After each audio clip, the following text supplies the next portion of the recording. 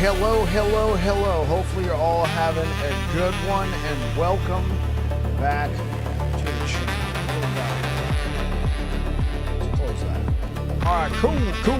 Let's go ahead and turn it down. We're gonna shuffle that playlist. All right, how you guys doing? Yo, what up, Saphicus? What is up, everybody? Hopefully you're all having a good one, and welcome back. We got to hear our first little bit about Season 3. Create a new online character. We're creating a Sentinel. We're going to name this guy Paladin. Paladin, yeah. Continue. Solo character found. All right, Paladin the Paladin. Solo character found. Let's get it. So we're gonna be doing bleed hammers. Cause I think it's important that I try bleed hammers again, leveling. That way I have a better, frame of reference of whether or not this is gonna be a good build in Season 3. Because when we get patch notes on Friday, we'll know for sure. So that's what we're playing. Playing Paladin the Paladin.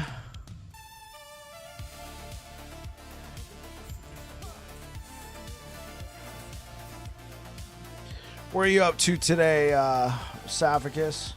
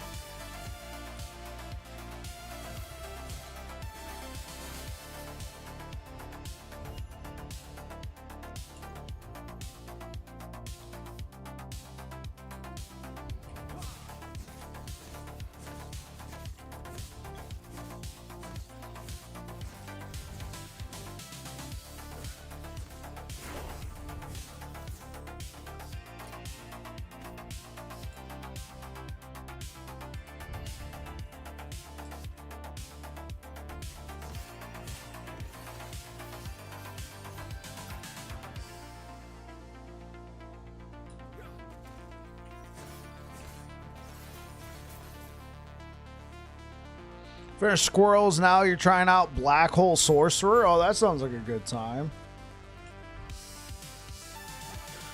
When I played Black Hole in Cycle 1.17, I just thought it was I thought it was okay, like a really cool concept, but I thought it was very expensive. Did it get any buffs in terms of like mana management going into Season 2?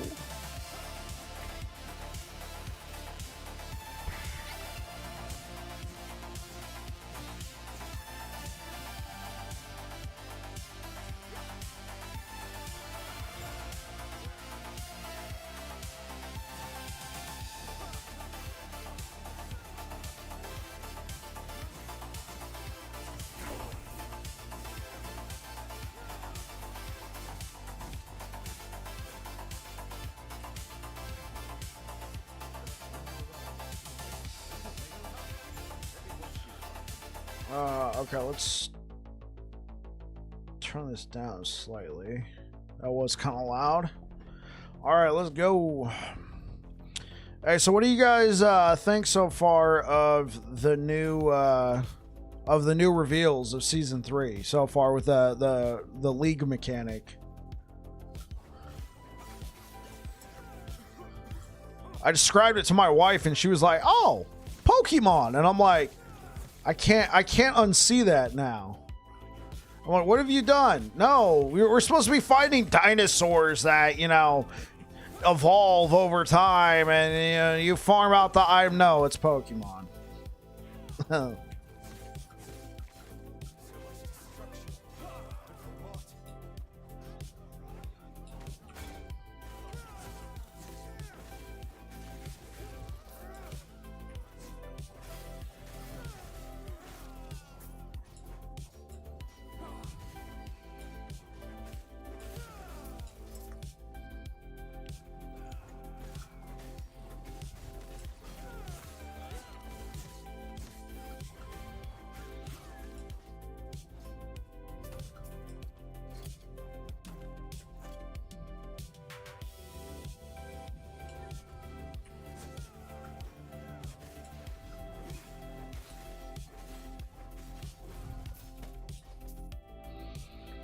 So you can't really say about buffs, but now there's mana guide. Okay, that's fair.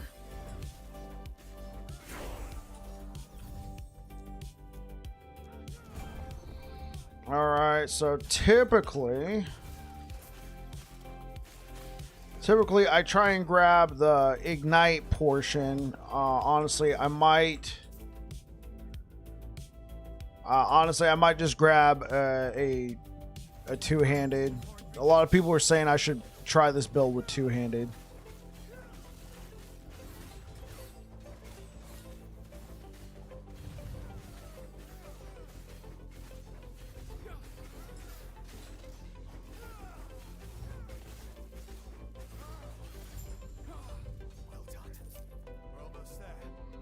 Physical damage, that works. Oh, high gloves. Yeah, I don't have anything there. Okay, cool. Cool. What build you going for? We're going to do bleed hammers again, Savicus. And then by the time we get to patch notes, I'll be refamiliarized with the build again. Because this has probably become the Babbling Bike starter build of choice every season. It's probably bleed hammers. At this point, it's kind of what I enjoy playing. I feel like I'm kind of known as a hammer guy, so I think we'll revisit bleed hammer, see how it is.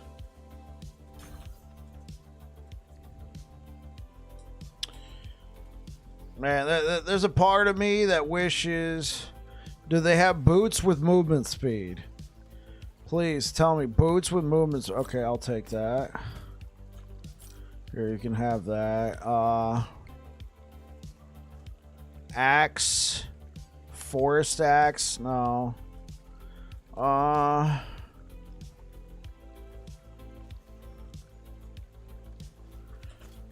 belt is okay.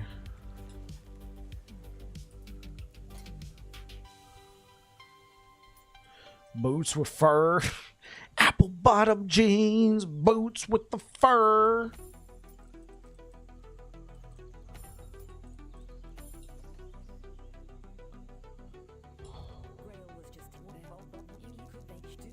She hit the floor.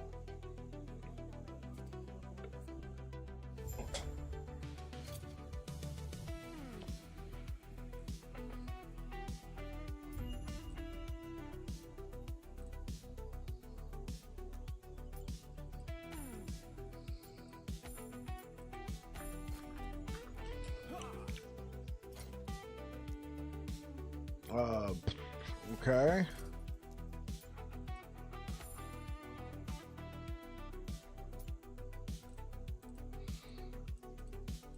We'll take Reaper's Call. Bleed Hammers is comfy, but I also love in Warpath VK. Hey, what's good, Big B?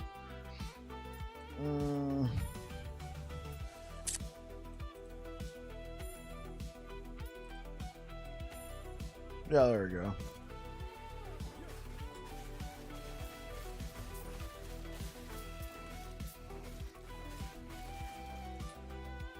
I might have to restart the game. Like, it feels kind of choppy now. It was feeling very smooth. Like, it says I'm still getting 60 frames, but when I went to go mess with my cosmetics, it just...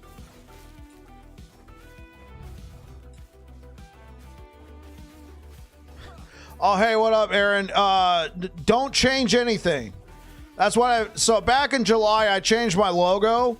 And then I sent you that message. I don't think you saw it, but after a while, just based off of feedback, I've gone back to the old one. So don't do anything.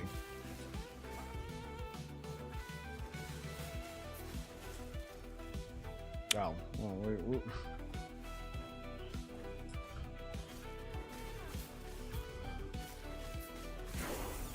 yeah, I wasn't sure if you had seen it and begun the process of changing the logo. I want to let you know that based off the feedback, I went back to the old one, so nothing needs to happen. Just wanted to give you a heads up either way. Appreciate it, man. Hopefully you had a good stream today.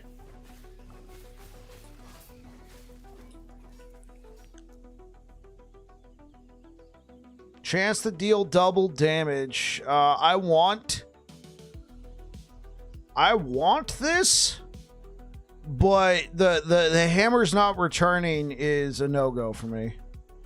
Lots of hype today over the post. Yeah. I told my wife about it, and she was like, "So basically, you're fighting Pokemon." When I described the evolutions and stuff, and I'm like, "I think you're right. I can't unsee that now." I'm like, what do you mean? Hey, what up, Nether Death? I'm like, what do you mean? What do you mean I'm fighting Pokemon? I'm playing a cool action RPG, and yeah, I'm fighting Pokemon.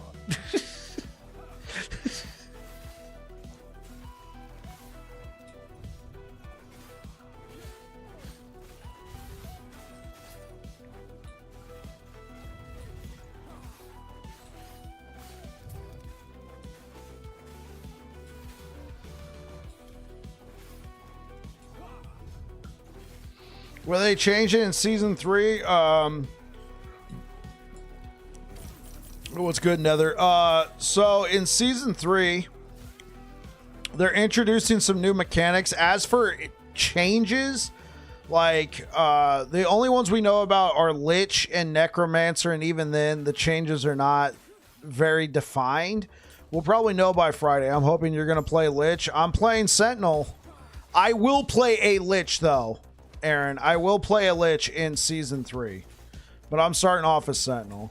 That's actually what I'm doing right now. We're doing some solo character found, bleed hammer progress. See, that way I can get familiarized with the build again, and then see if we need to make changes for season 3.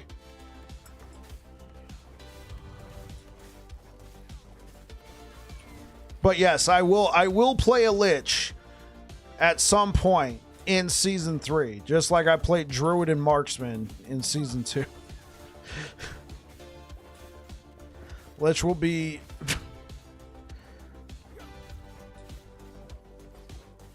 we shall see. I mean, this is the first time Lich has gotten, this much meaningful changes since like beta. Lich has been basically kind of left alone. Now, I mean, there's been some universal changes like the belt, where it spawns zombies and stuff. That was a build, but I don't think... there we go. That was a build, but I don't think it's going to be really messing with much. Yeah, it's terrible. Yeah. Lich, please! So we shall see. So Nether Death, to answer your question, as for other changes, we don't really know much other than like the league mechanic they're introducing. That was revealed today. But if you're talking about like Sentinel changes or core gameplay changes, not a whole lot. We do know a little bit. Hey, what up, Coco? We do know that they're going to be introducing this new league mechanic where you can... I call it a league mechanic. It's probably going to be a core mechanic. But with the primal hunts, you can control the lineage of a monster. And it'll evolve over time. Of course, that gets sped up because we have the Epoch. And we can kind of control how... It kind of sounds like Nemesis system more fleshed out. That's what I thought. My wife said it's Pokemon because it evolves and we fight it, and I can't unsee that, but yeah, so that's what we got going on. Did I check out the new post? Yes, Coco, I did.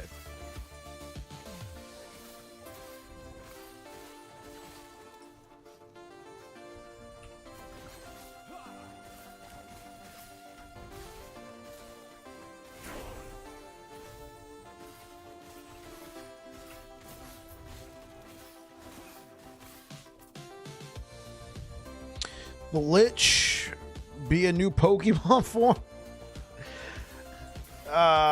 Will the Lich be a new form? That would be cool if they could create like a skill MTX for Lich form. I wish they could do that for bear form too. Like werebear form.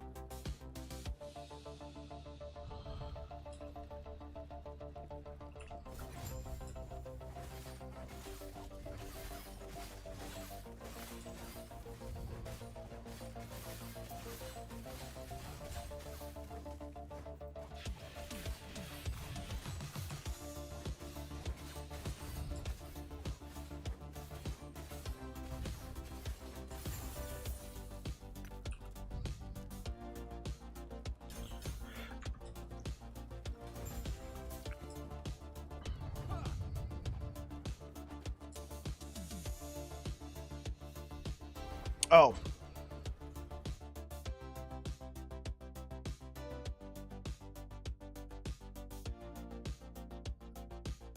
Gotta get rid of that one.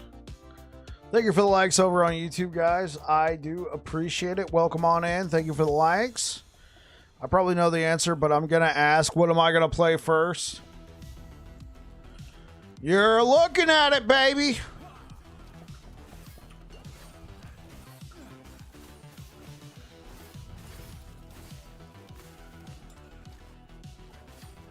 Can't wait to farm all tier 8 affixes.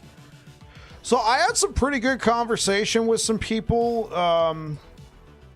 My kind of concern with the Primordial Exalted is, especially here in Season 2, we saw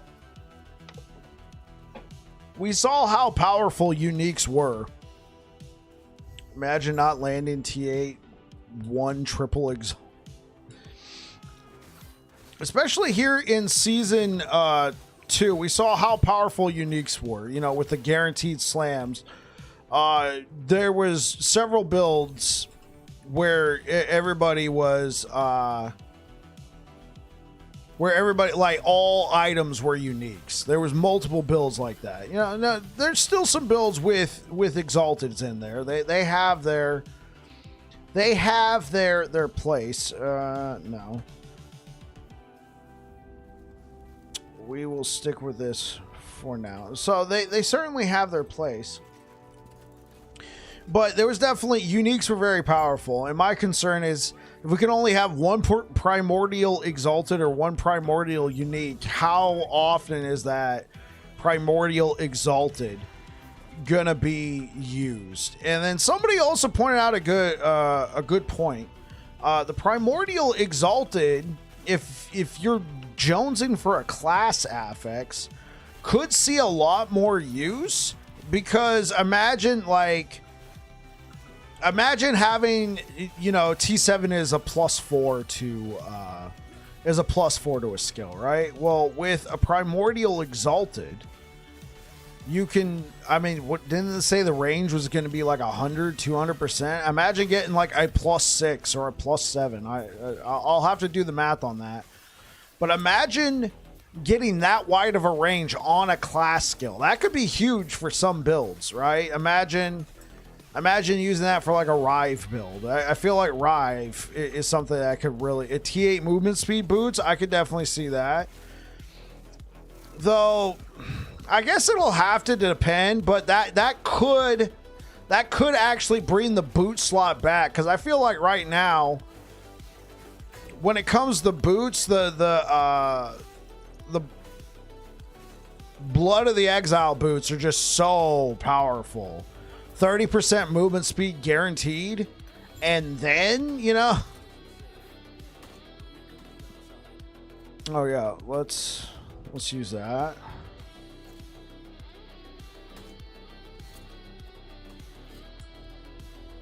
And then you can add T7 movement speed onto the boots, guaranteed now. So that could bring it back. You be cooking anything with that Primordial Rain. So call it what it is.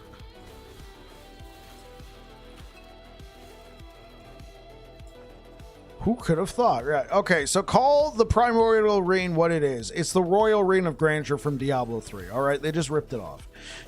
I'm saying it here. I'm saying it now. It's the Royal Reign of Grandeur. All right. I mean, you can't convince me otherwise. It's the Royal Reign, bro. They brought it back. Well, I mean, it wasn't in the game to begin with. They stole it from Diablo 3, and that's okay. We're glad that they stole it from Diablo 3. So when it comes to sets, it could actually be interesting.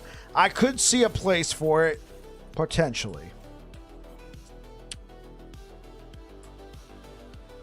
Potentially. It'll also have to depend on how interesting sets are in Season 3. Because if sets are still a little, you know, whatever, I mean, would I really, you know, use that rain in place of like a T8, like a Primordial Exalted? Possibly, possibly not.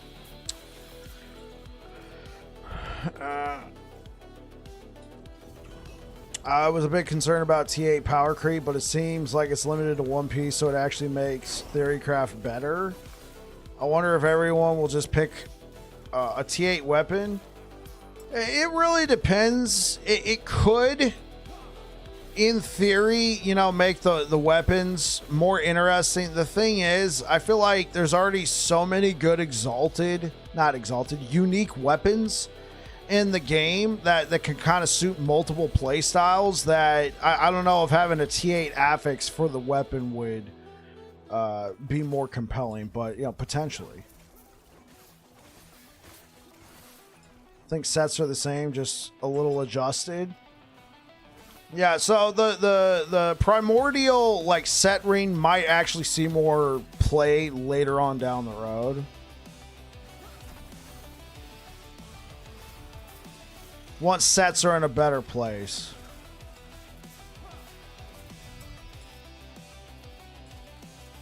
Green swipe is the Twitch drop. Who would have thought? Yeah, it did seem. The thing is, like, isn't this like the second Twitch drop to have a? If I'm not mistaken, isn't? Oh, there we go. This is like the second Twitch drop to feature a. It's right there. Excuse me. It's on the tip of my tongue. Isn't this the second Twitch drop to feature a Primalist? There we go. A Primalist cosmetic.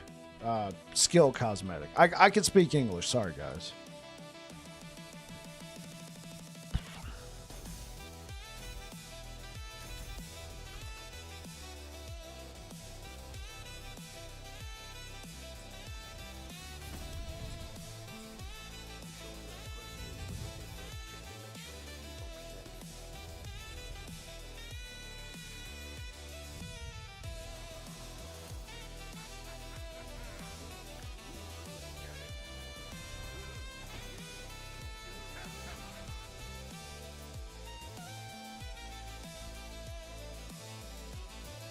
Oh yeah, I might as well use this.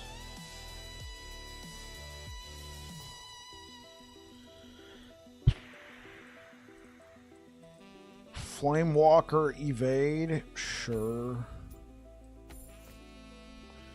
T8 or Primal Unique, what's going to dominate the season? Call it early, Bike. What's gonna considering, okay, so JD or GD Watts over on YouTube, you want me to call it early? Based off what we've seen in this season, in season 2, Uniques dominated by far. So if you're telling me to make a call now, I'm gonna say Unique. I will say the 3 uniques we saw were a little niche, but we don't know how many of those primordial uniques are in there. Is there like 8? We haven't seen all of them. We've seen 3, and they are a little bit more niche, but uniques are just so strong. T-Rex will dominate. Yeah, so I'm gonna call it right now. I'm gonna say primordial unique will dominate in season 3. I could be wrong, but I just think uniques are in a very strong place right now with the guaranteed slam.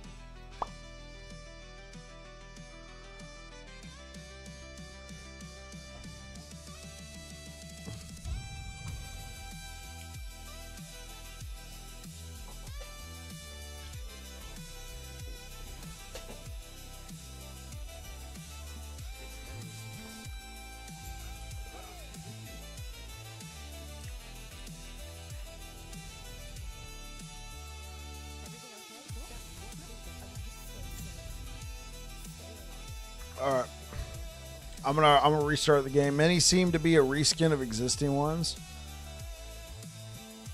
You think they're gonna be reworked existing uniques, or are you talking about the models, Coco? Word on traversal, anyone? Good call. Until someone T8's an experimental, that could be. The pushback I got on that one, GD Watts, was T8 movement speed on the boots. That could be interesting. that could be interesting, but right now, you know, Blood of the Exile boots are just so powerful. Like, even if I had a regular pair of boots that had T8 movement speed, I don't know if that's going to compare to something like Blood of the Exile. You know, just the sheer amount of utility you get out of these unique boots. Now you can guarantee the T7 movement speed. That could be the way to go. I'm also thinking, what else? T8 affix, class affix. That could be an interesting thing on your relic and on your chest piece and your helmet. Those could be very powerful depending on your build if you need all those points. T8 movement speed with Xeric affix and your zooming. Yeah, sure. Hey, what up, Broskovich? How's it going, man? Welcome back.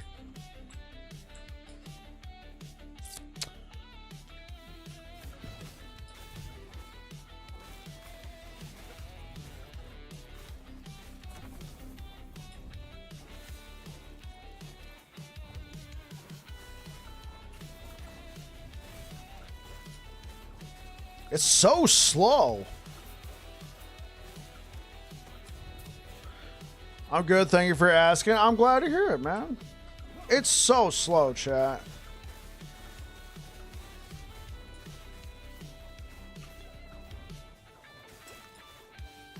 I might just go back.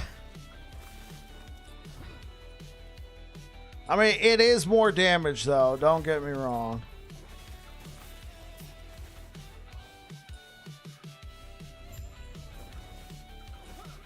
So I'm not going to do it on this campaign run, but in next season with the introduction of new chapters, I'm just going to play through the entire campaign. I'm not going to try and skip ahead to monoliths.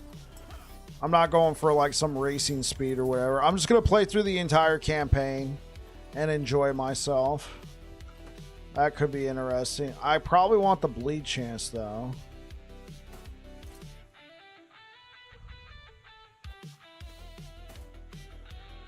Oh man, that one's fine. Let's get rid of that. Get rid of that. We will hold on to this. What do we got here? Melee damage. Whatever. Hold on to that. Hold on to that. That can go right there. Boom. New chapter should be interesting. Still no transmog in season 3. It'll probably be a little while. Fair. I just think someone is going to be hit sober and stupid like Shock on his 4 Rune Master. Don't know. I agree. Imitator is going to win, but I'm so curious to see what people make. What?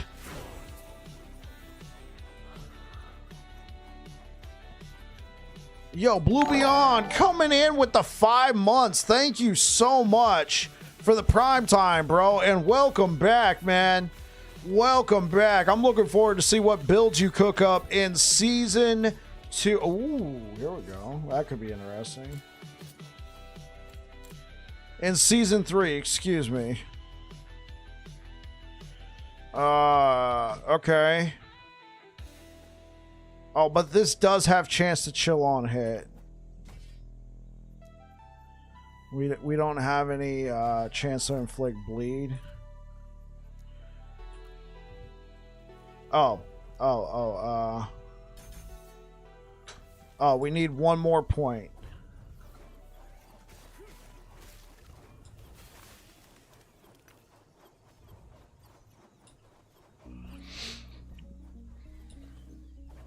Same here for the first few builds anyway. The models for Primordial are reskin. They may be the same as existing ones with little change. Oh, I got you. New chapter should be interesting. Yeah, I agree, Coco. What inspired the callback to Bleed Hammers? There were so many typos there.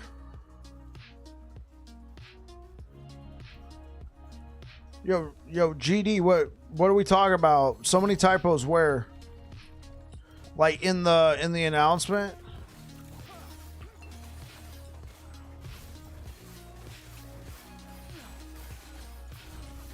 Patch notes on the 15th. Any idea when LE might be updated?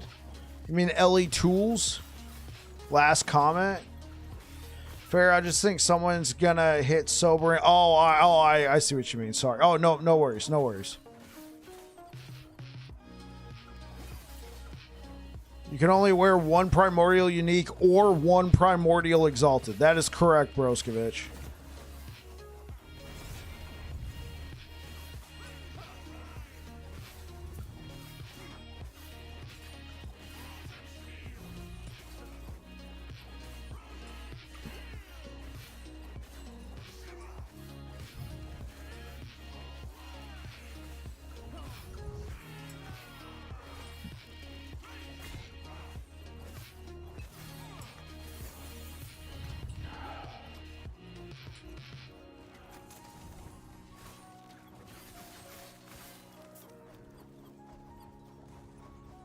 I mean, we could take that one for okay.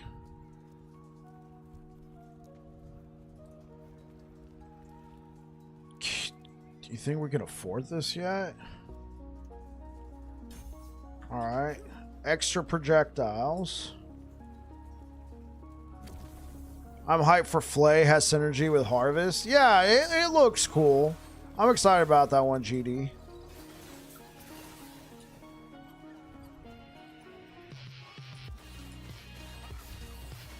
Which one is this? Let's just... Gotta remove that.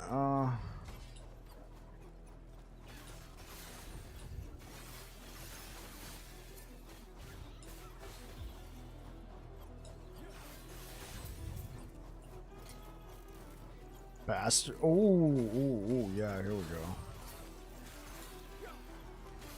Can we at least make Champion Exalt into a Primal? No, because they're already sealed. Because the Champion affix is already sealed. I think the way it works... Oh, hey, what's good, Kriskin? Welcome back. I think the way it works is... if I'm not mistaken, you use the rune on a T7 affix and then it seals it as a T8. I think this is just so you can't slam it onto a... I think they do this just so you can't slam it onto a whatchamacallit. Onto a unique.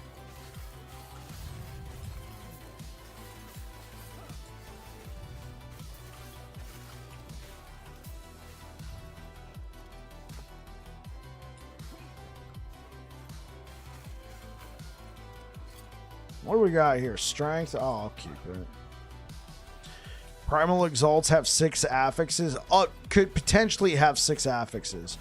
What it does is it doesn't interfere with an existing sealed affix.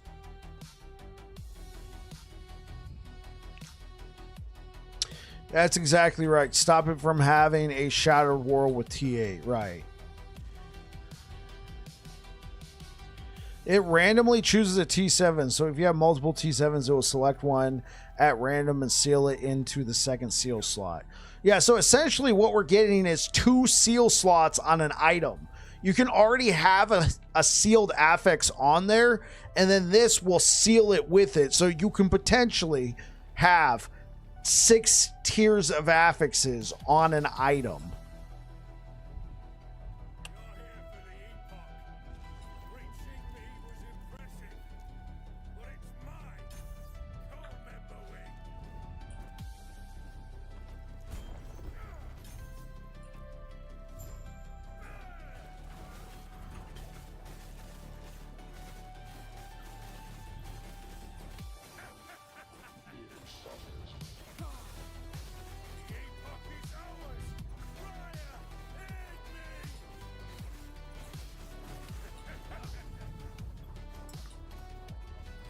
Uberoth's not going to be Uber anymore.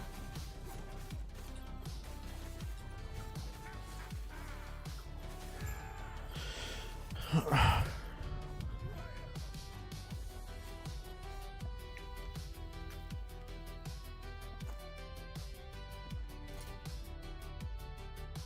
that could be good. Okay, so the thing is, Savicus, I think it has to be an affix that's not already sealed.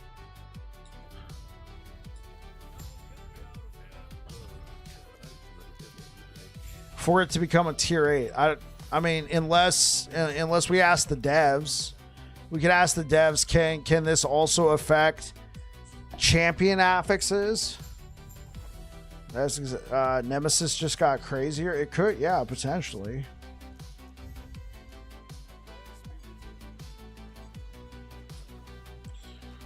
Does he sell movement speed? Movement speed? Question mark? No. Current one's better.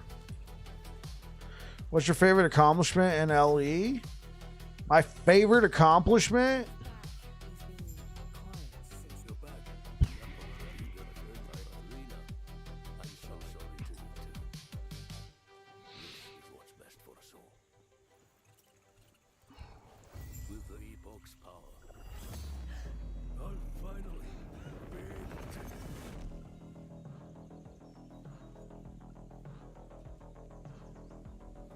My favorite accomplishment in Last Epoch. I mean, this one might sound like a cop-out. Choosing to play Last Epoch. Hey, I picked the game up. Here's my favorite accomplishment. That's a bit disingenuous, though.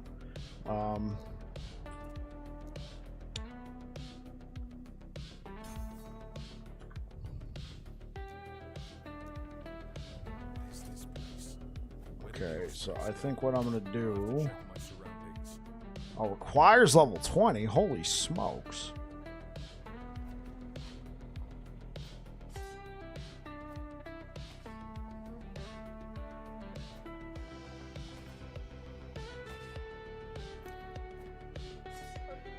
I could say playing Uber Aberoth, beating Uber Aberoth.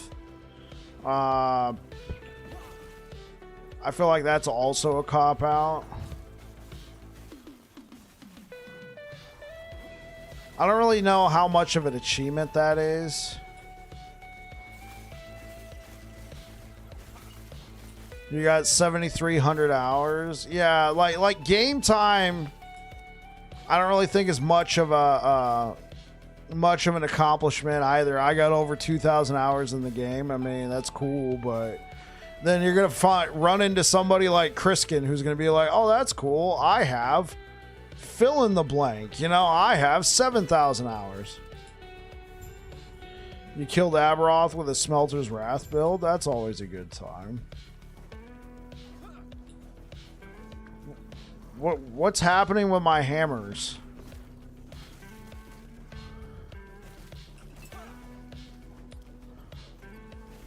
I think the area I was in just had terrain.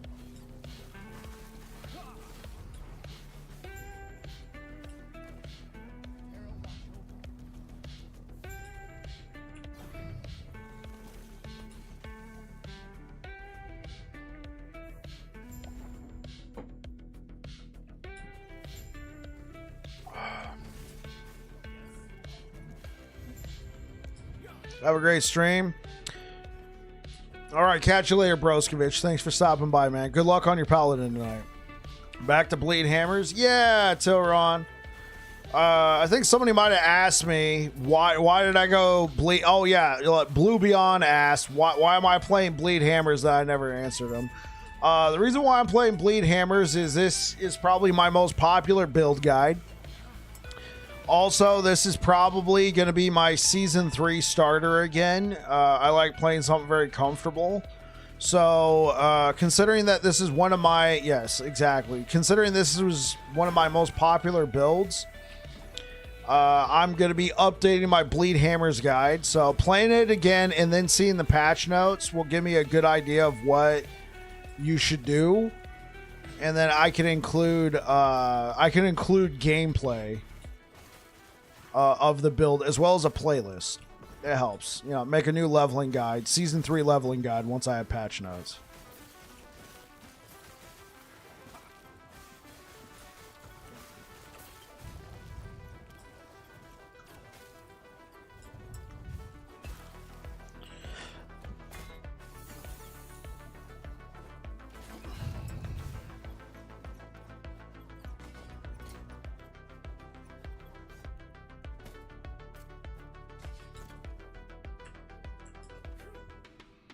New style of hammers. Oh, this is a skill MTX. So right now, this character is a solo character found character. I know that's a mouthful. Essentially, I'm not benefiting from all the work I've done this season.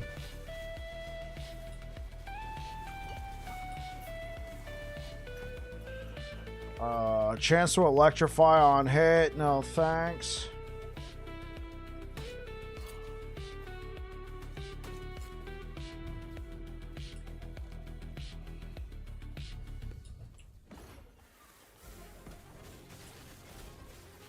So yeah, we're essentially doing a fresh run. This is solo character found.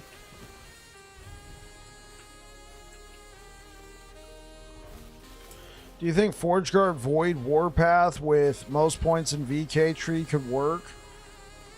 I mean, I feel like you're leaving a lot of stuff on the table. You're leaving that juicy. You're leaving that very juicy half on the table, if that makes sense, of the Void Knight tree. You're also losing the, what's the correct word here? The passives. You're losing the passives that you get for Void Knight. Like the more void melee damage that you would normally get. All the echo chance is gone as well. I mean, it could be a thing. Me personally, I'd rather just play Void. I'd rather just play Void Knight. I got $50 that one of the pets in the MTX is going to be a chicken or chickenesque. Okay. Could be a slam, a build that worked that shouldn't. Mine's that I can. Oh, you're giving me examples of what could be, you know, builds that I use as an example. Not builds, but just, you know, moments in the game that could be an achievement.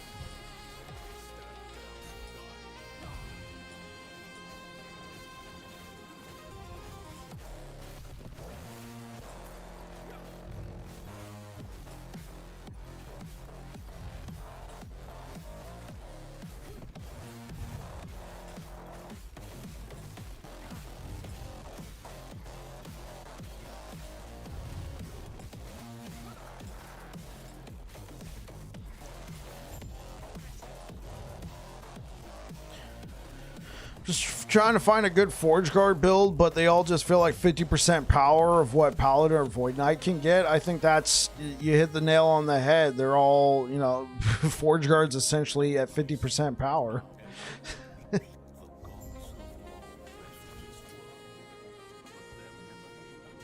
Ah, man, dude, well done. You hit the nail on the head.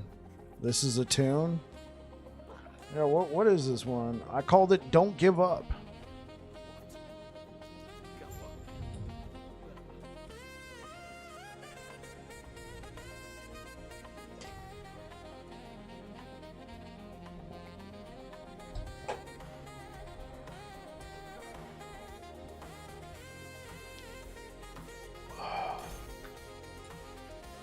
What up, Apologize? How's it going, man? How's it going? Welcome on in.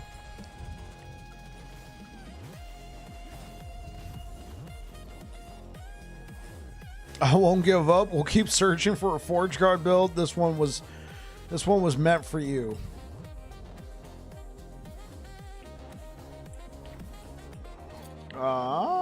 Let's.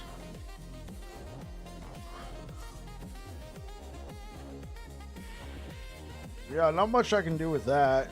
But this one already having 2 tiers of bleed.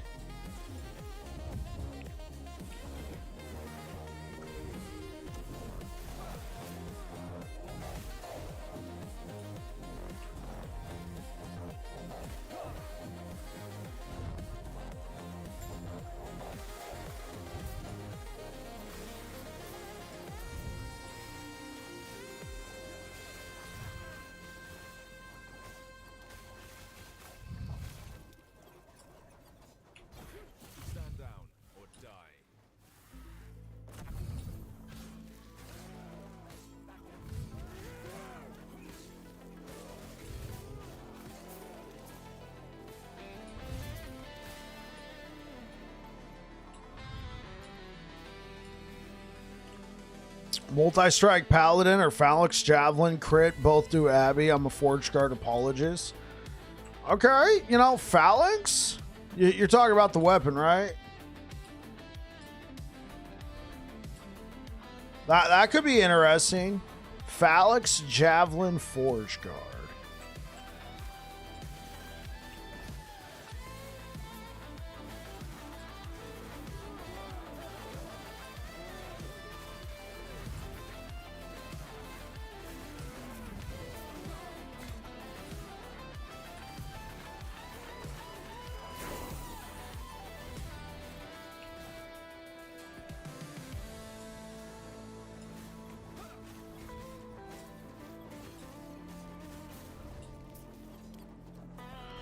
Leather boots of the turtle.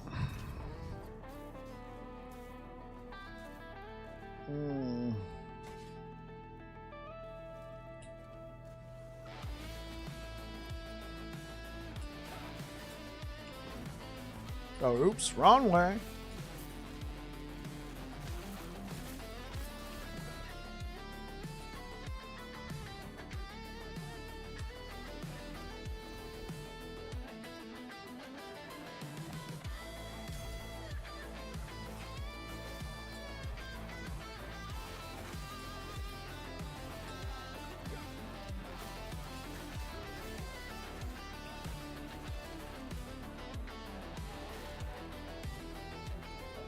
Yes.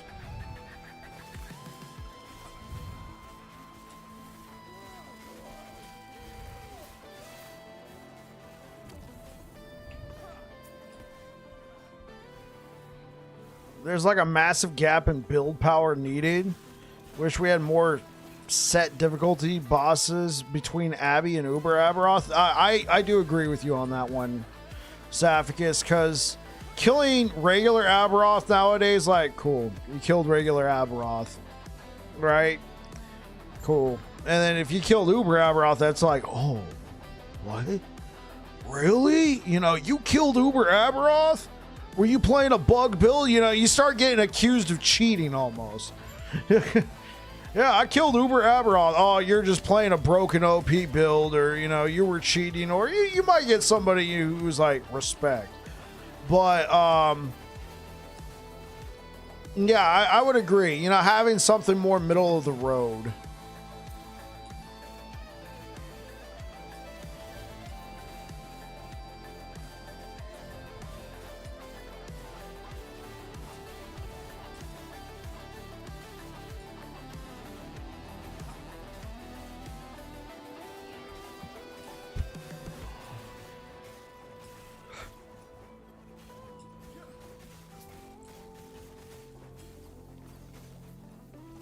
We've done it at level 57. Yeah.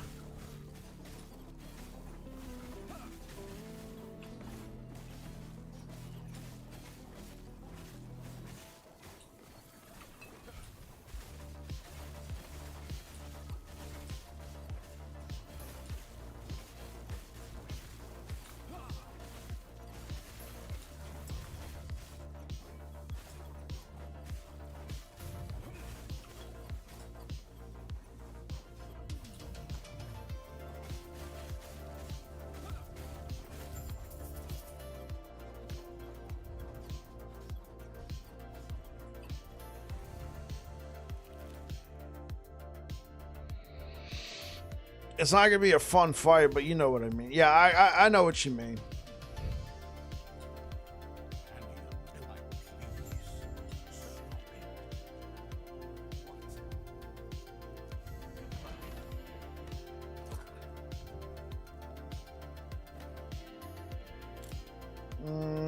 A heretical script? Nah, that's more interesting. How much gold do I have? 3,000? Oh, I could afford a stash tab. Oh, boy.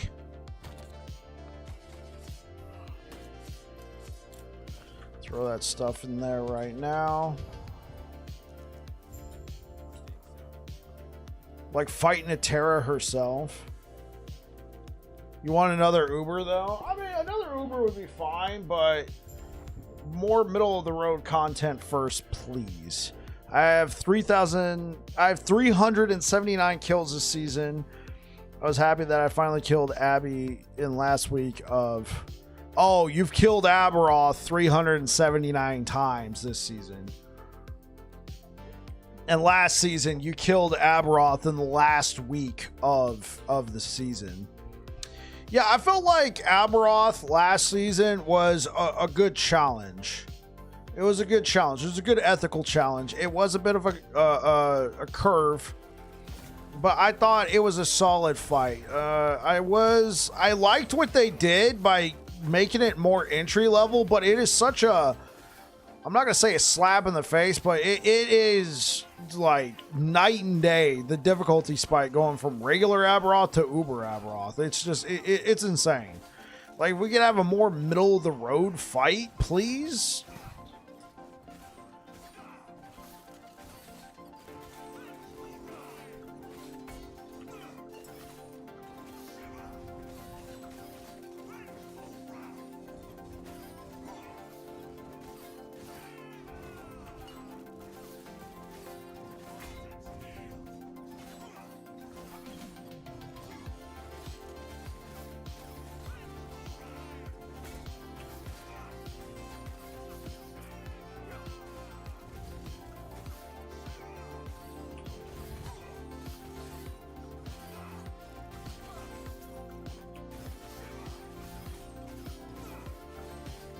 This is it.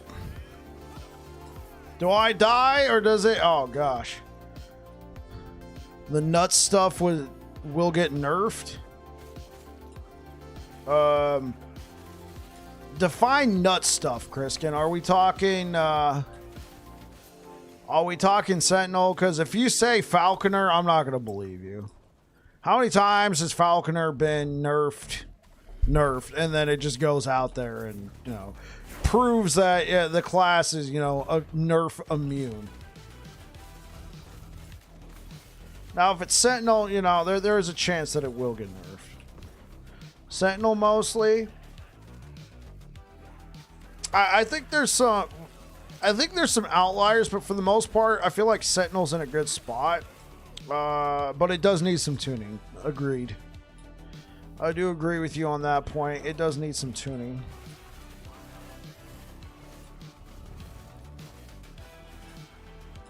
One thing that I think it might need, and it's going to be hard to address, is a rework of the healing system, because just the amount of sustain you can get out of it is just bonkers. Yeah. I think that's it right there. It's just healing in general, though, I feel like needs a bit of a rework. And the thing is, I have no good suggestions here, so I'm not going to really call for anything because I don't really know how you replace that.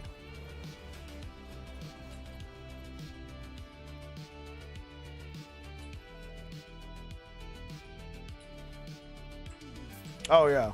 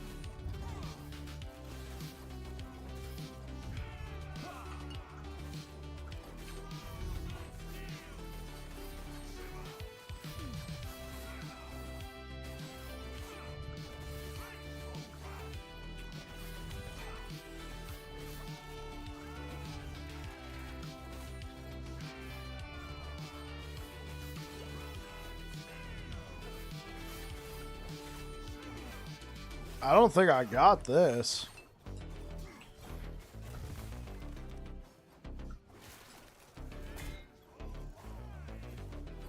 I might have to keep running and then hopefully, you know, get some potions to drop. Here we go.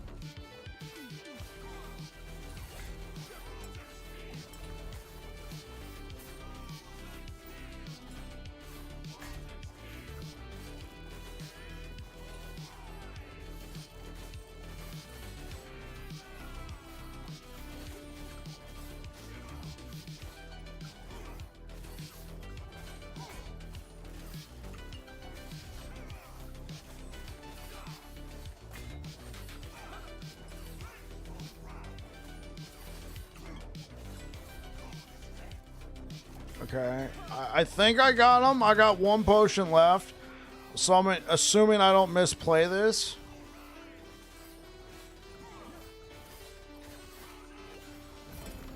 Whoo! And there's the payoff, ladies and gentlemen. Look at all these purples. Chance to chill. What about gloves?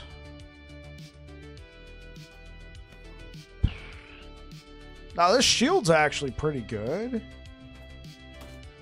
Huh. Yeah, this shield's good. Game too easy? What do you mean?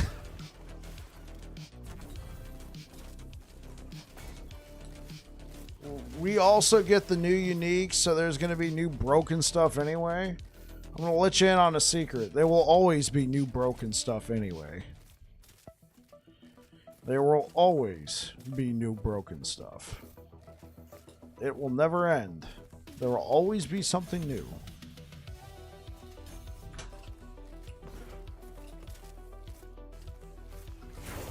As it should be. Yeah. This is a great rain. Oh my gosh.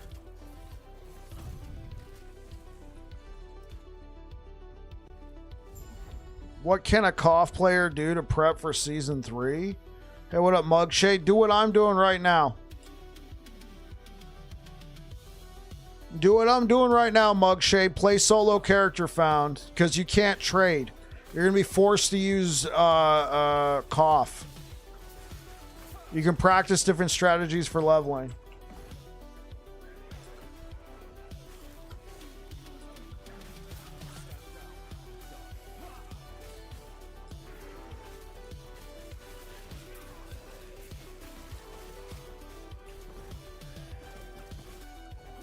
Trades getting turned off? What do you mean trades getting turned off?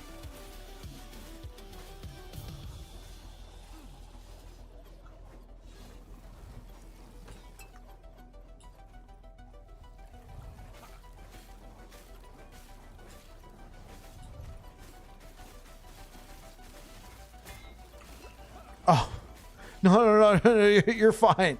You're fine, Shalexis. You're fine. I was just, that caught me off guard. I was like, wait, what? No, yeah, if you're playing solo character found, then yeah, trade will get turned off. You will not be able to trade. Learn how MG works so you can run first character in MG to make coin for stashes, then go Circle of Fortune. See, I thought about doing that. I've always, said, hey, maybe you should try out Merchant's Guild, make some money, and then go to Circle of Fortune, because I do think it's a lot easier to go from Merchant's Guild to Circle of Fortune as your first character, because you can buy some good gear, or halfway decent gear, and then go farm what you need to make a serviceable build, because it won't be faction tagged. It won't be Merchant's Guild faction tagged when you go to play in Circle of Fortune. And then you'll have money, presumably, that you made while playing Merchant's Guild. I'm still just going to start as Circle of Fortune, though.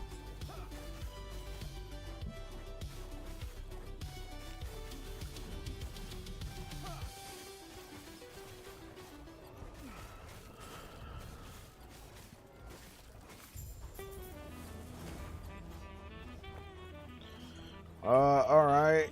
So I'm just going to create a new filter.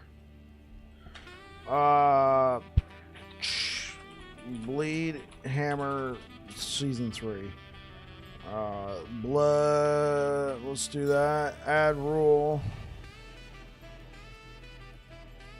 Rarity. We are going to hide normal items. Making 100 mil in MG is way faster than buying all stashes just in Koff. It took me 1,050 hours.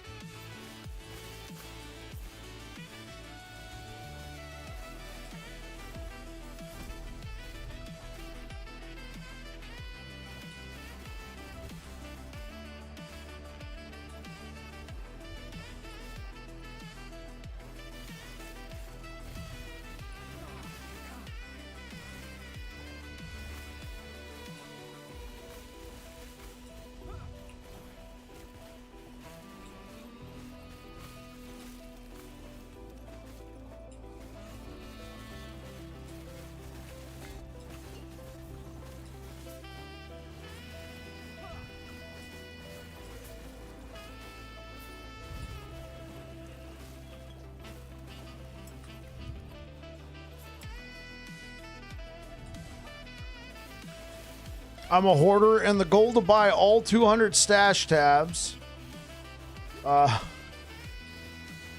kept me playing. Okay.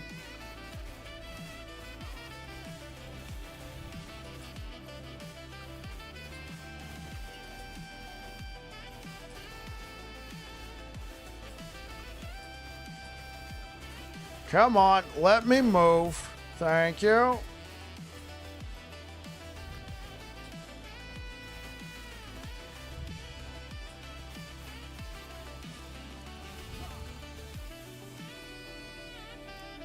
What about this?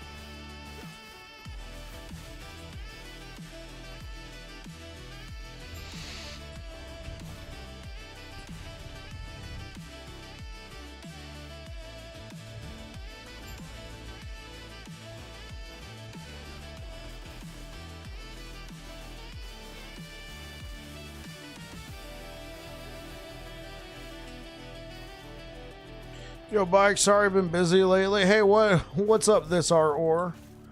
Hope you're doing well. So hyped by the primal items. Yeah, I think they look pretty interesting. Definitely going to be a good season next season, presumably. We'll see if anything, happens, any controversy. But for the most part, looking forward to it. And welcome back. And never worry about being busy, bro. I'll still be here. Unless something happens to me, but...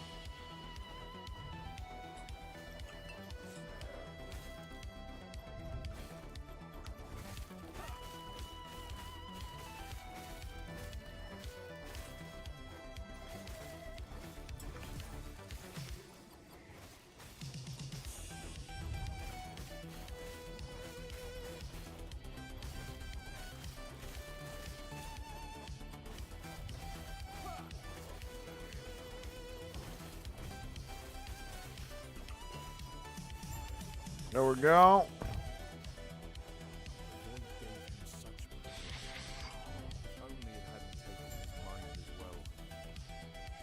Do you think an event week before new season could make 2 times drop, 2 times XP, or would that screw up Legacy? It could screw up Legacy. And to stop Hammered in, it got really annoying by how many in-game objects block my hammers.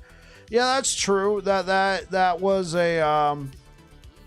a pretty annoying thing to have happen. I'll make a note of it in the next season for this build guide. I still really enjoy playing hammers. I think it's one of the best leveling experiences, but I could understand frustrations having your hammers hit walls and despawn.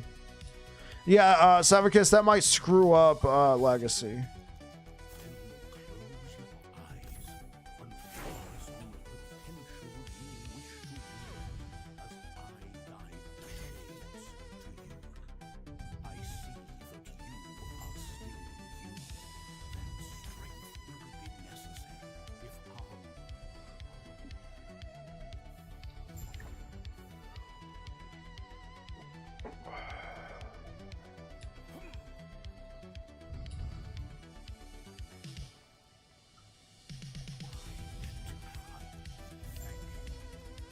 The void corrupted him.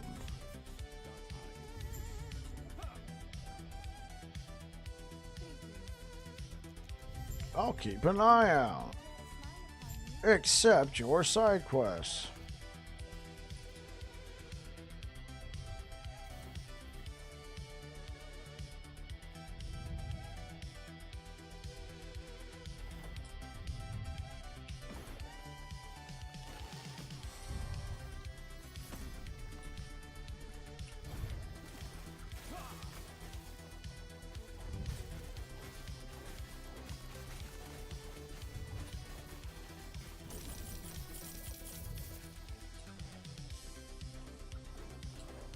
Actually swap from the circle of inverse technique, lower right, for big number hammers.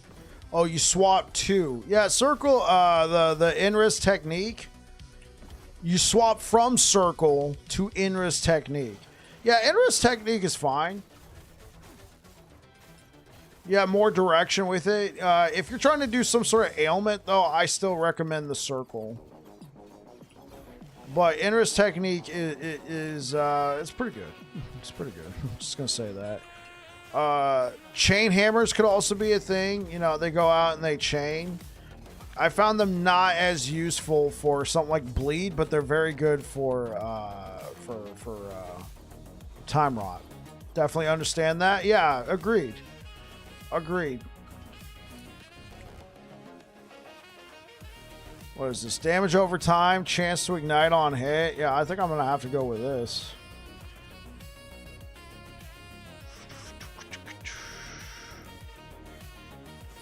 Yeah, I mean, we're going to lose the bleed.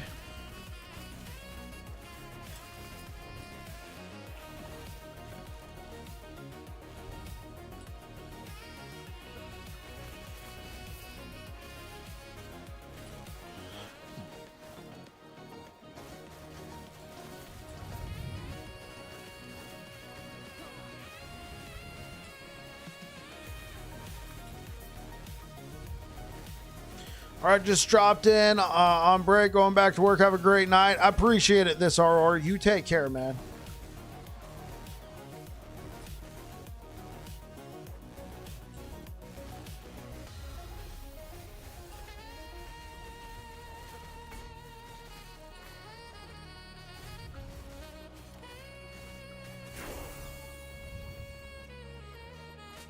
Movement speed, say goodbye to wherever those are.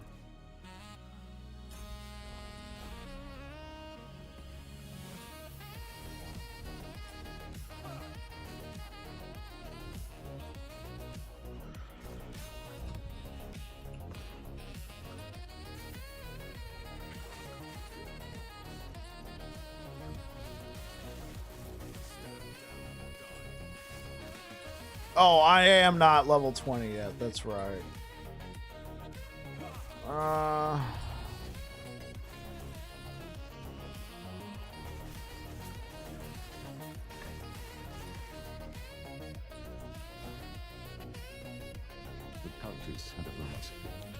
Hey, what up, iFlip? How's it going? Welcome back. Yesterday found out they finally added LE into the NVIDIA app. Now you can optimize the game graphics from the app. I guess that's what's with the new engine update. Oh, really? I'll have to check that out. Got myself a good old 4080 Super, so. I did notice that the game looked a little extra shiny when I booted it up today. Like, I'm getting a solid 60, but it does feel a little, I don't know. Like, to my eyes, it feels a little choppy, but I did make some changes.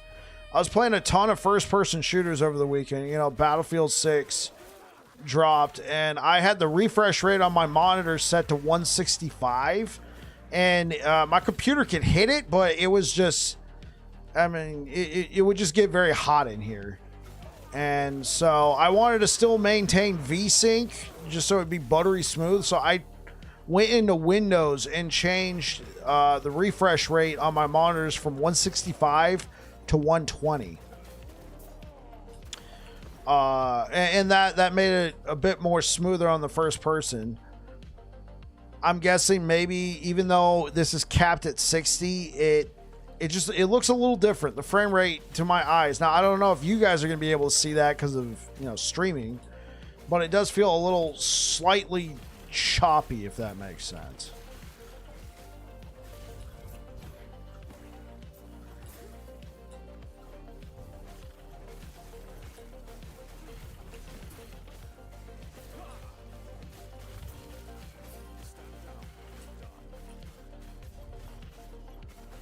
All right, let's put a point there. Because how much does this cost? 4 mana? Yeah, that's fine. We can afford 4 mana.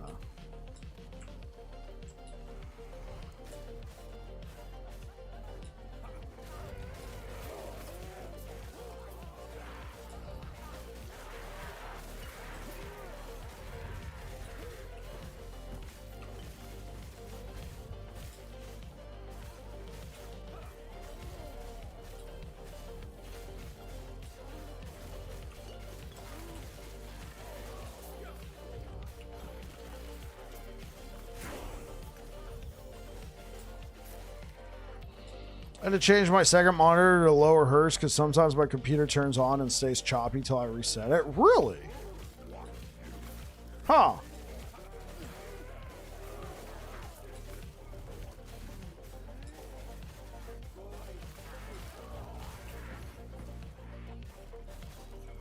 Blighted Hatchet of Runes? Wounds? Probably a power thing? Possibly.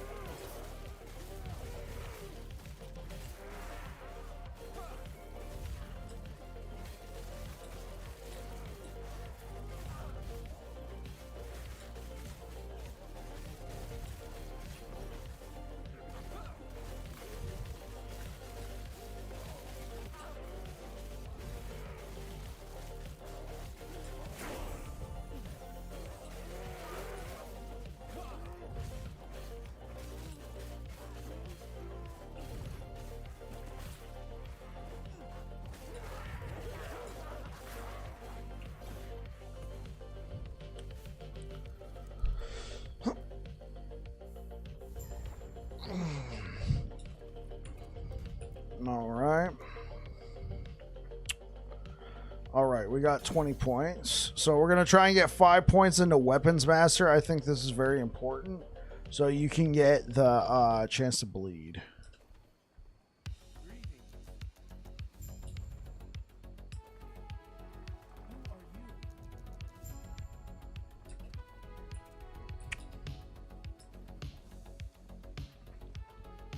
Did anybody else? I know we're here. We're talking about last Epoch, so we don't have to stay on the subject long. But did anybody else play the Battlefield 6 open beta? And if so, what did you guys think?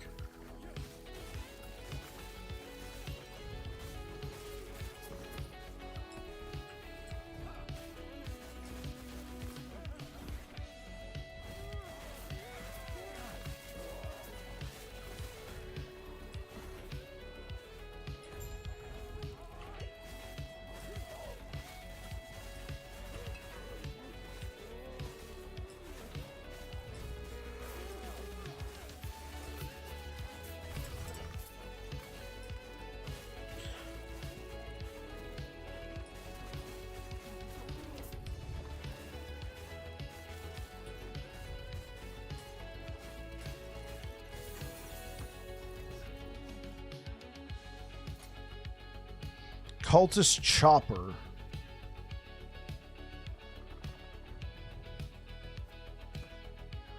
We got a hatchet.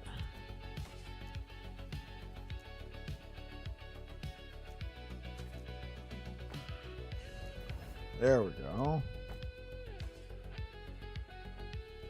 I might want to save the chance to bleed because this is a good hatchet. I can use this shield.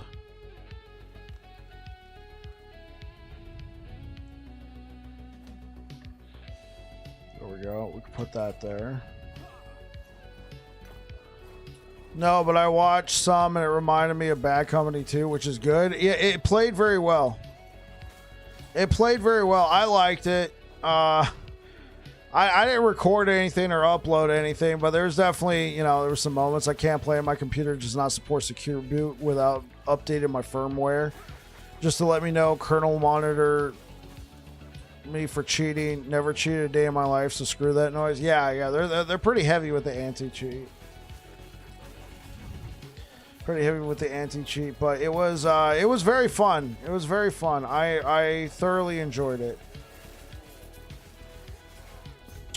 I didn't do super well in terms of like KD. The game, like, here's the thing, man. I had the problem, and this could be, boomer mentality, but I would come around. I was born in the 80s, so I'm not a boomer, but nonetheless, it could be that It could be that no, that could be. I had an issue where I would like spawn, I'd see an enemy, I would just lay into him, and I would get a bunch of hits, and he'd turn around and take me out in 2 taps. I'd be like, what?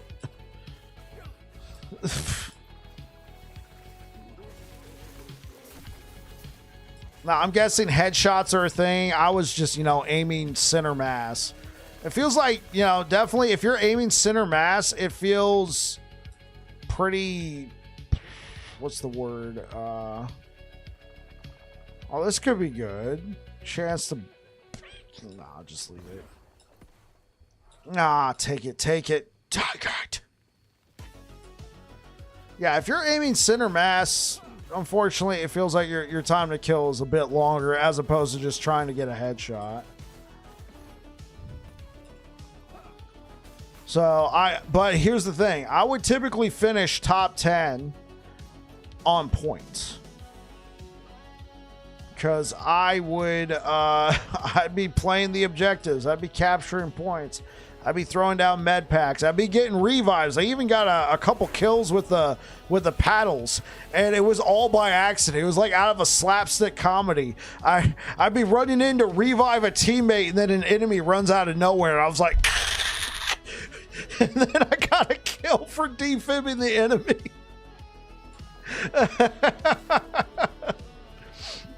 Oops.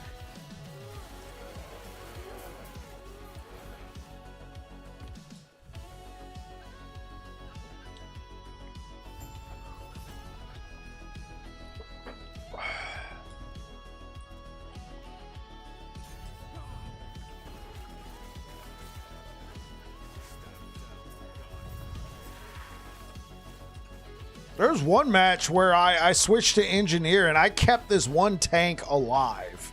And we ended up winning the match because I could just keep this one tank alive. It was incredible, man. I had such a great time. Well, hey. Yo, just yo, chill.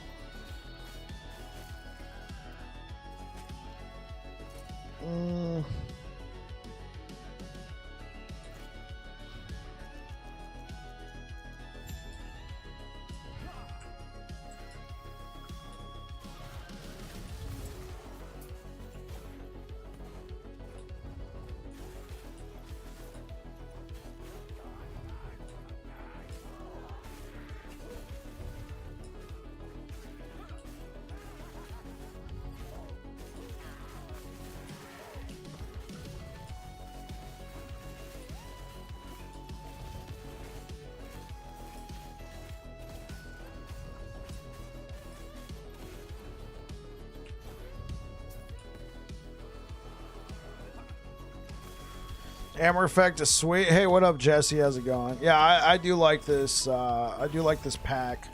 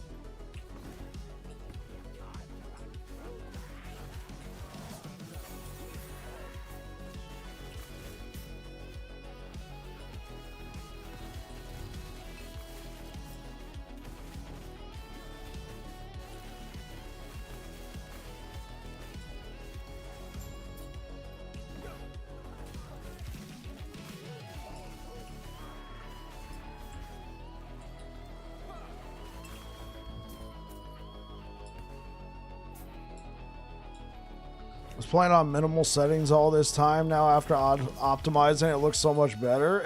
Hey-o. Yeah, this game looks fantastic.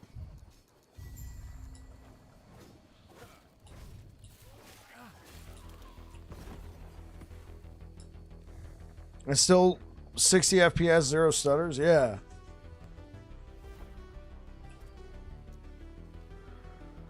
There we go. Try and get some weighted hammer damage in.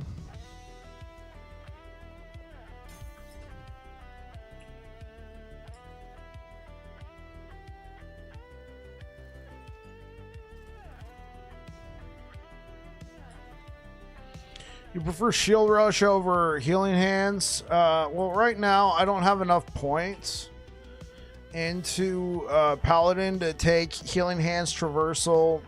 You're asking for late game. Typically for late game, I prefer Shield Rush because I'm probably playing a build that uses a shield, and I can use it unspec'd at that point. Now, if I'm playing a build that doesn't require that doesn't require a shield, and maybe I'm doing like Rive, Rive Healing Hands, then I will spec Healing Hands into a Traversal, since I'm already using it, right? And then I don't need to have it on my skill bar. Well, technically, I don't need to have it on my skill bar. At that point, I can change it.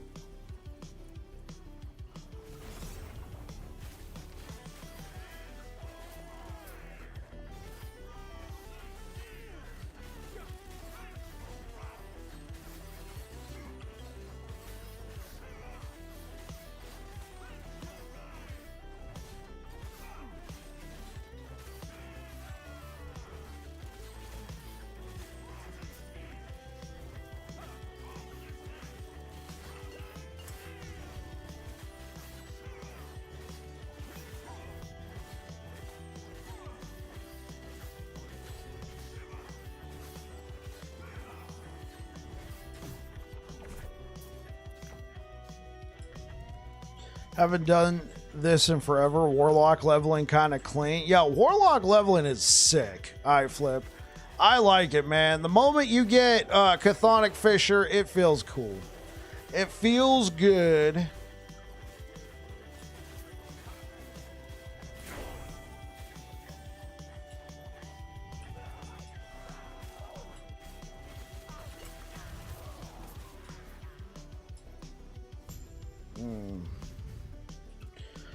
I am going to take Holy Aura on this one.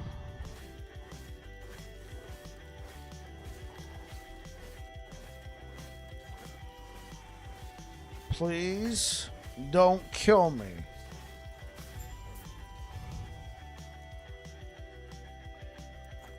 Oh, there we go.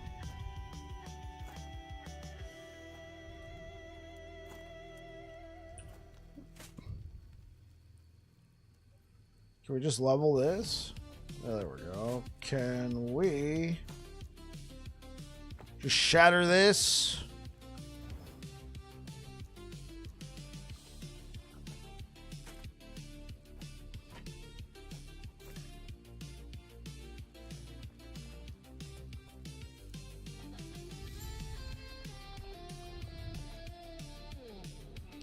Secret Acolyte leveling tech is Infernal Shade with reattached talent. Oh, I'll remember that, Plasma Demon. I will definitely be playing an Acolyte next season when I play Lich, but I'm starting off with... You're watching it on screen, buddy. I'm starting off with Sentinel. Who would have thought? Babbling Bike playing Sentinel? This guy, me, playing Sentinel.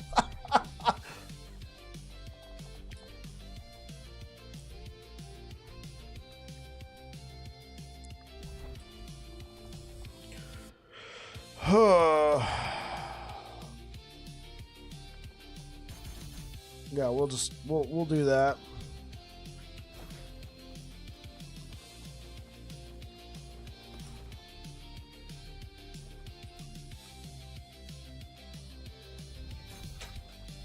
Say what? You play Sentinel? I know, right? This becomes dot and run. I'll have to remember that. On the thumbnail, dot and run.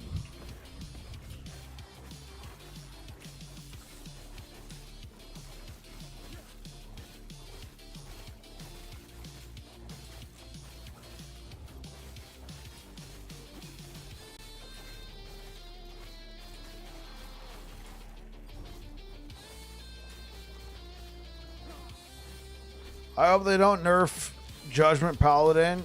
I'm just getting rolling on that. Yeah, apologies. I do think it will get nerfed. To what degree, I don't know.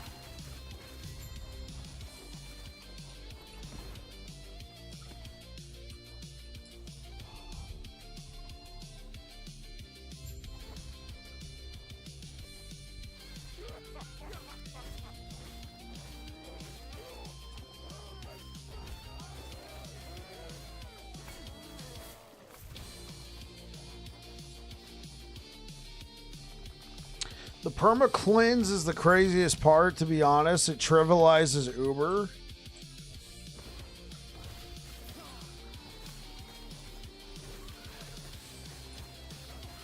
Yeah, the constant healing and cleanse is definitely very, very strong on Judgment Paladin. It was still a bit of a slog for me. Now that could be, you know, skill issue, but it certainly made it easier. It certainly made it easier. I don't know if it trivialized it, though.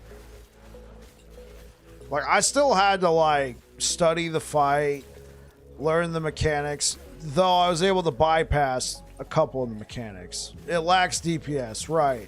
I think that's the thing about it, right? Since it doesn't do as much damage, and the fact that it just can kind of stand there and out-sustain, unless, you know, you make some grave mistakes, you still have to have some good gear. You're not just going to be able to slap on some random whatever and kill Uber Aberoth. You still got to have good gear for the fight, but, you know, when you have that good gear, even if you're lacking damage, the fact that you can just stand there and sustain through it, I think, is what rubs people the wrong way. And I can understand that. You know, you get all this damage, you maximize your build, you dodge all these attacks, you take them out. Even though you do a ton of damage, it feels like there's more skill involved as opposed to just stand there and ignore multiple mechanics of the fight. My point is Judgment spam and Healing Hand spam, for example, don't hold up simply because of the cleanse. I was like, what? I see what you mean. My point is Smite and Healing Hand spam, for example, don't hold up simply because of the cleanse. I mean, unless you had a ton of points for Smite and you could take Panacea, right? If you could take Panacea, hey, you know, honestly, it might be able to be a build in Season 8. Not Season 8. It might be a build in Season 3.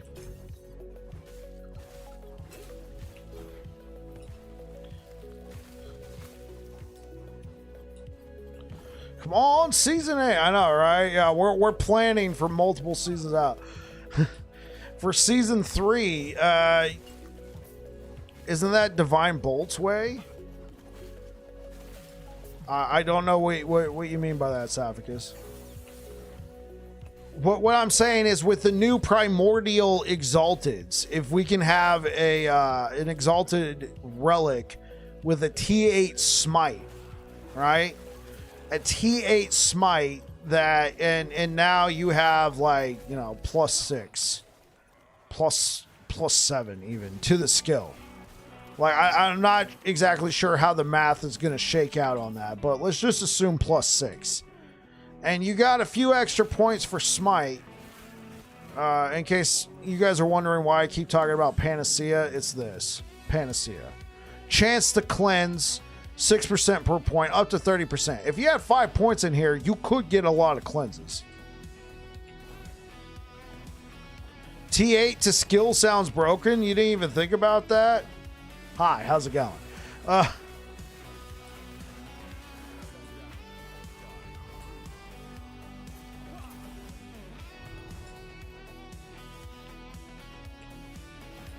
I mean, that's probably why they're limiting it to 1. Like, I'm not arguing with, you need AoE on Smite healing then, too. Yeah, but if you're just standing there face tanking everything, sorry to get too many directions. Some skills get better with more skill points. Some just get bad because it gets too many. Yeah, I see why you apologize. Because you aren't always on top of the mob. You're smiting it. It's just inherent. Yeah, you know, you are correct. You have to be. The thing is, when I play smite builds, I typically use Polaris, and then I convert Healing Hands into a melee skill, so I can proc even more smites with Polaris. So to me, whenever we talk about smite, I play it like it's a melee build anyway. But you are correct. At its core, smite is a ranged ability.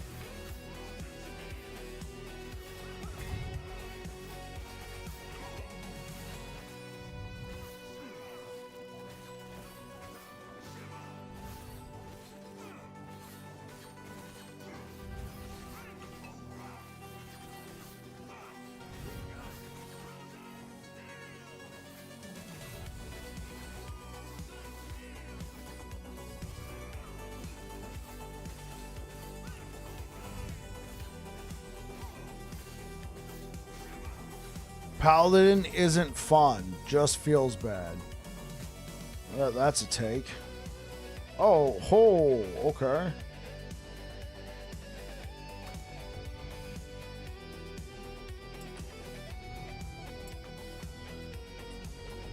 Hey, what up, King Swally? I don't think that procs Polaris, does it? Yeah, it does. Oh, you're talking about Fisher. Oh. How's it going? Oh, nothing much, King Swally. What you up to today? Antho, what don't you like about Paladin? Like, here's the thing. Everybody's different, all right? Like I'm not going to say you're wrong for thinking Paladin isn't fun. Because your idea of fun might be... Well, at this point, obviously, I think Paladin's a blast, but, I mean, Divine Bolts feel great. Divine Bolts are fun.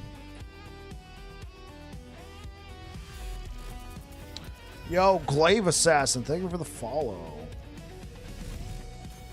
Yeah, let's take that. Thank you for all of them. No matter how much I play Rogue, it doesn't feel fun for me. I like hardcore. Almost all of Sentinel is broken comparatively. Okay, so in your opinion, when you play hardcore and you play Paladin, you feel like it's just not fun? You don't get the same excitement of almost dying or something like that? The face tank never die aspect?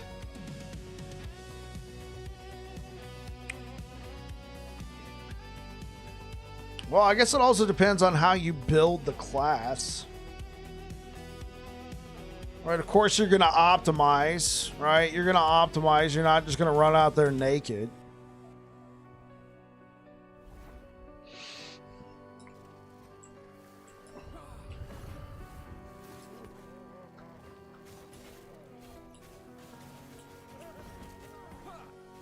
Yeah. The electrified javelin. Well, here's the thing. I play softcore, right? I play softcore. Antho's not going to play any of the builds the way I do, because you got to at least take survivability into account at some point. It is true that you can face tank a little bit better. I also guess it depends on the kind of goals you're shooting for. I typically, when I'm playing any class I play, I try and shoot for 500 corruption plus and defeat regular Aberoth. That's typically what I shoot for in a build. But obviously, you know, I play softcore. I try and push it as high as possible sometimes.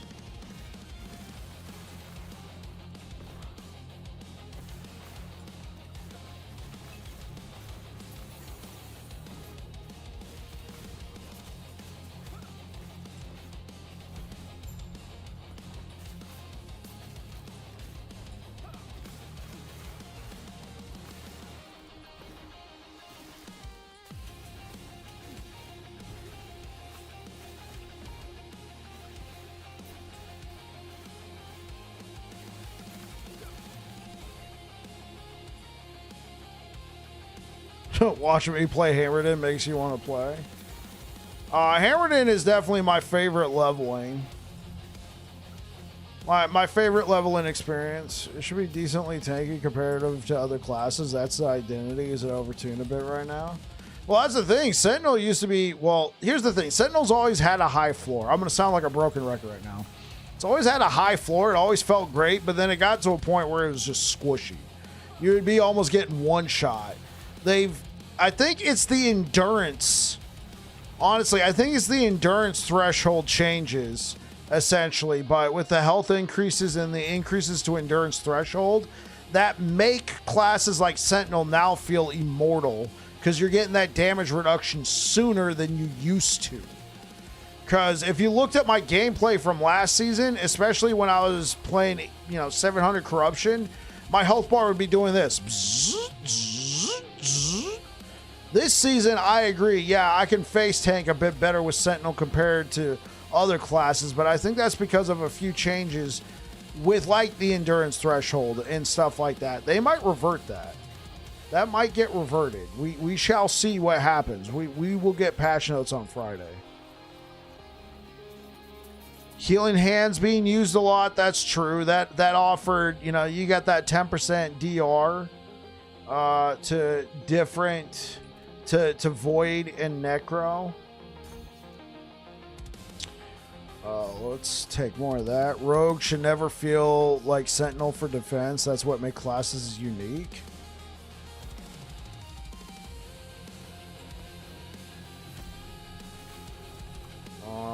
Okay. Return to my timeline. Yes.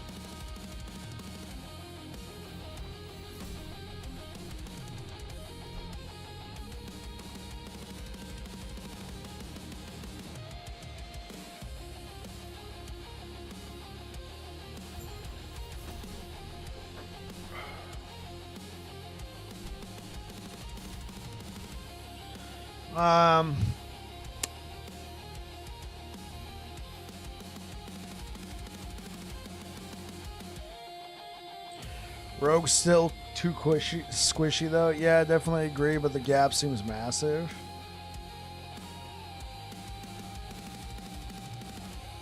Rogue should never fit.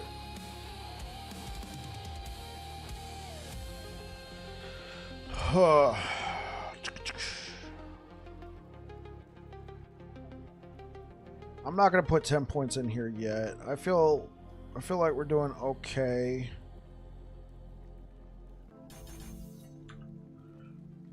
Acolyte is too squishy.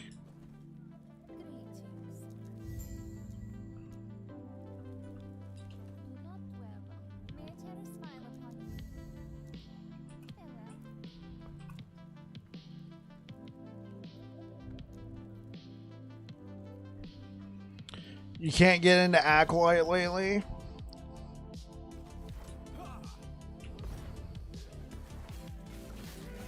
It's a brutal experience.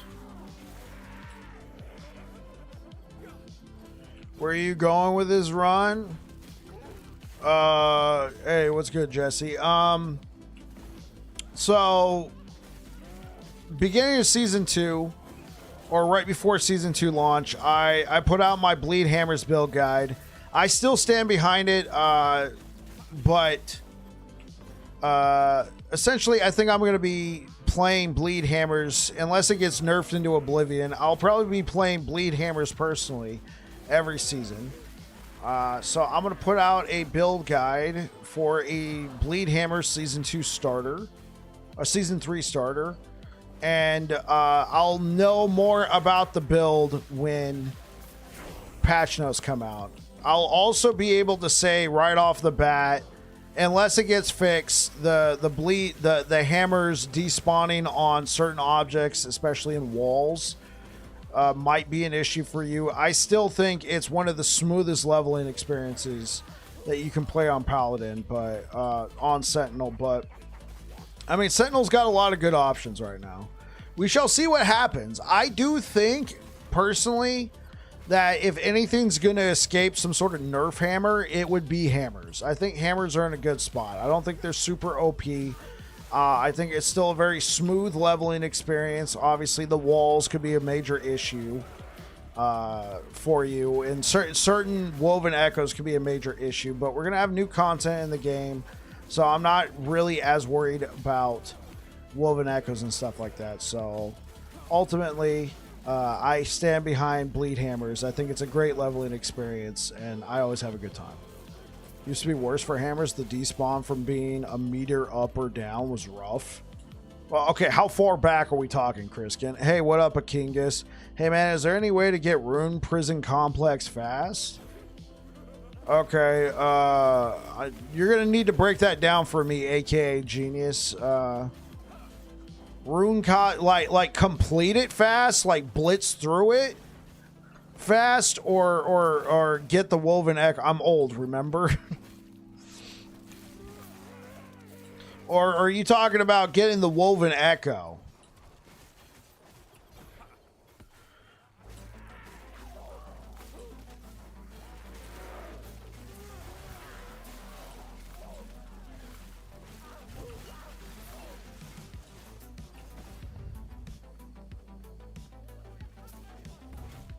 Think about buying this game. Is this better than Diablo 4 but less complicated than PoE? Hey, what up, Pokey Flex? I 100% agree.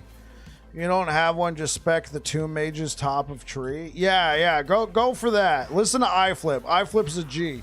Old, please. I'll be 59 next month. Yeah, you got me beat, Jesse. You probably got Kriskin beat too.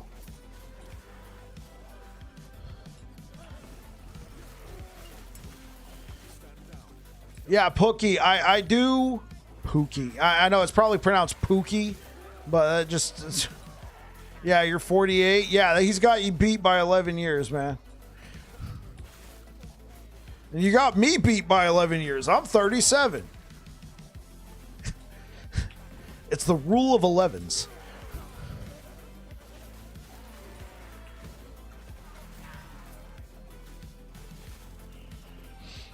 Yeah, Pookie, one thing about this game that I absolutely love, you know, you can have up to 200 stash tabs. Babbling's 11s, that's right. You can have up to 200 stash tabs that you can purchase with in-game currency. No purchase with... I'm not feeling like the oldest person in the chat anymore. I know, right, Tilron? You're not. So, Pookie Flex. You can have up to 200 stash tabs purchased with in-game currency. No microtransactions. And my favorite part about the game... You can have up to 5 skills specialized out of all these skills right here. You can have up to 5 of them specialized, and each skill has its own unique skill tree. All right? Each skill has its own unique skill tree. There's a 2% chance to get the Woven Echo from killing exiled mages. So if you don't have the Woven Echo...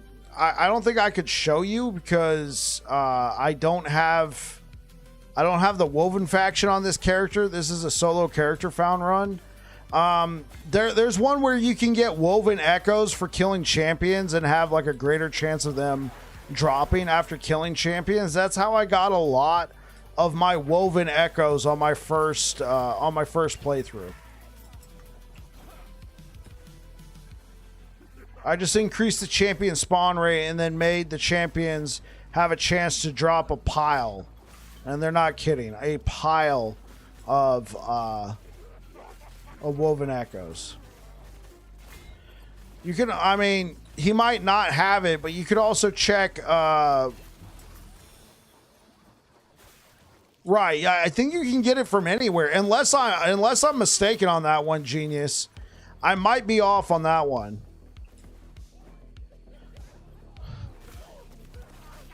Wait, chat, am I off on that one? Does the Rune Prison Complex only drop from exiled champions? Or can it drop from anywhere? Yeah, I don't want to lead you astray on that one, Genius.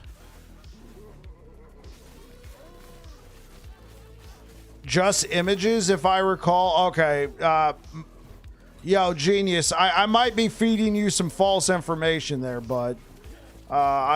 It's not my intention. I remember getting a bunch of Woven Echoes when I ran that node killing champions. But I don't recall how I got my first Rune Prison Complex thing. I just remember looking and it was there. I don't remember at what point I got it.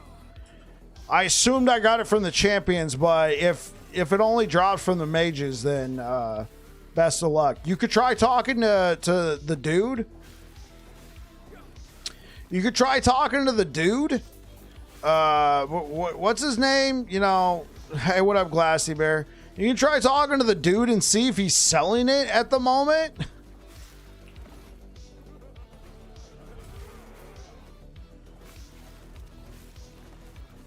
Genius hear any of that? Hopefully.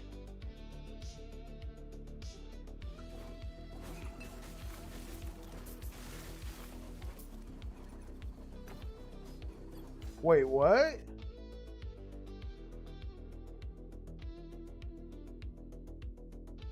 Oh, shoot.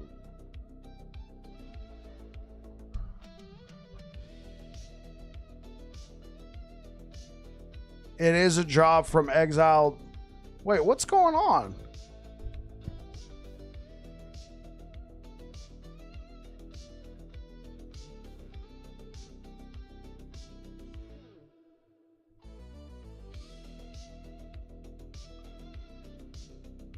Okay.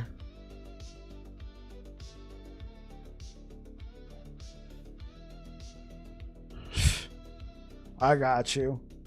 Oh, no, I guess I had ads turned off, so I guess anybody who was clicking on my channel had to watch a bunch of ads before they can get in here. But once you got in here, you didn't have to worry about it. Yeah, let's just run that right now. Okay. I don't like pre-rolls. Those must have been left off from when we did the Dungeons and Dragons stream. Will purchase tabs persist into Legacy? No. In Legacy, it's kind of weird. Ad foo. I'll sit through pre-rolls for you, bub. Yo, I'm sorry, Marvel Man. For anybody who just sat through pre-rolls, I'm about to play some mid-rolls here. And then, you know, the pre-rolls will be turned off. Apologies. And ads are playing now. Yeah. Apologies.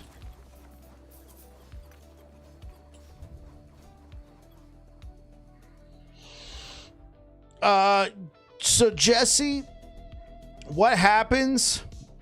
I was hoping to see the streamer client in action today. Potentially, I'm playing a solo character found run. So Jesse,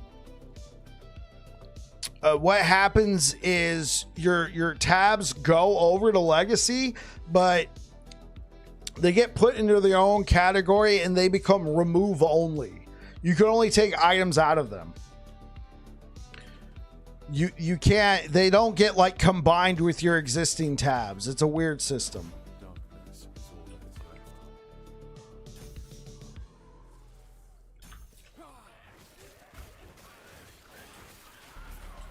Just like PoE? Okay. It's just like PoE. So many jackpots. Yeah, I hit the jackpots.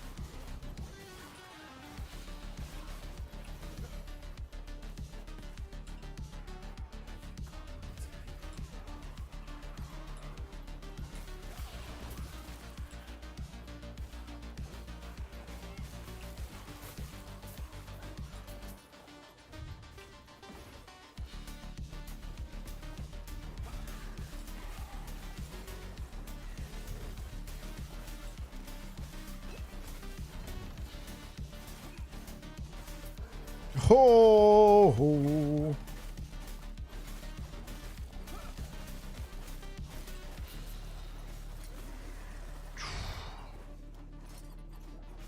Yeah, I might have to run this.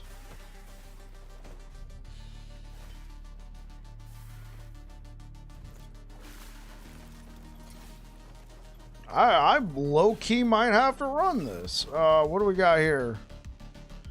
50% less block effectiveness.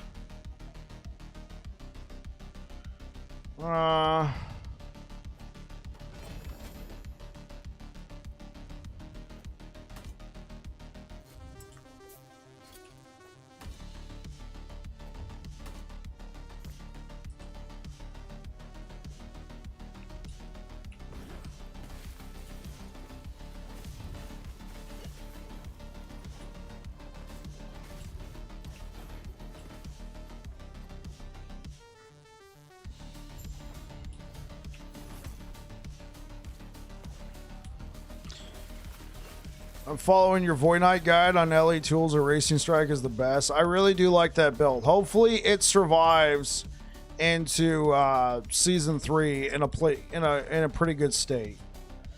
Thanks for choosing me for your Void Knight needs.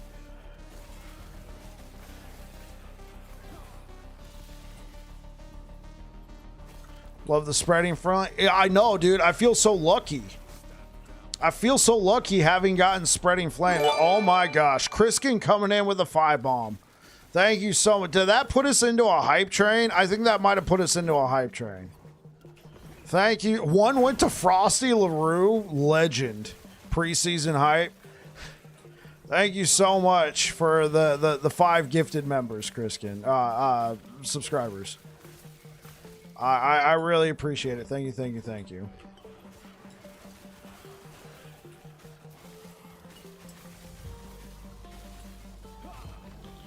Yeah, if you got a gifted sub on Twitch from Kriskin, drop a thanks in chat. Appreciate it.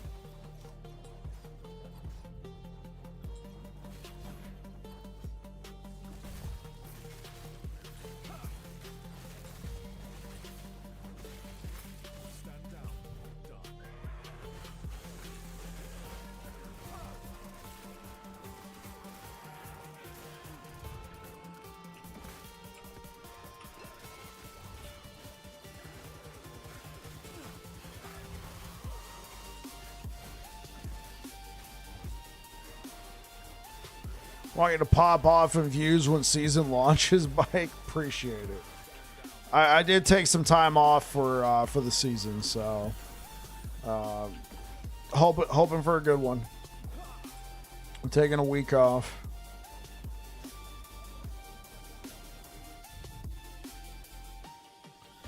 We can skip this one.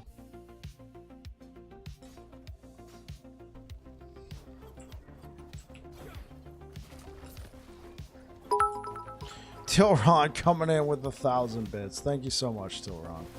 I appreciate it. Thank you, thank you, thank you. Seriously, people need to watch you, buddy. You are quality content. Thank you. Man, broke right through that hype train goal. Thank you so much, everybody.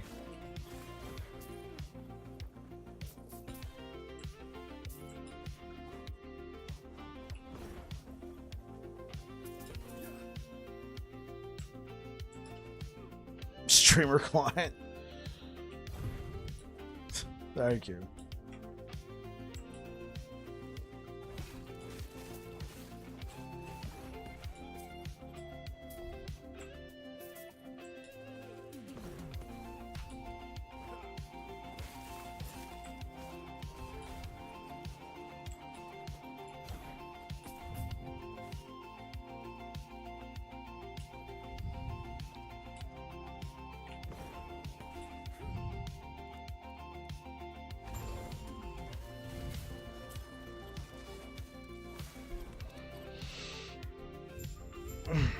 Man, I feel like I won the lottery, man. Getting chance to inflict spreading flames.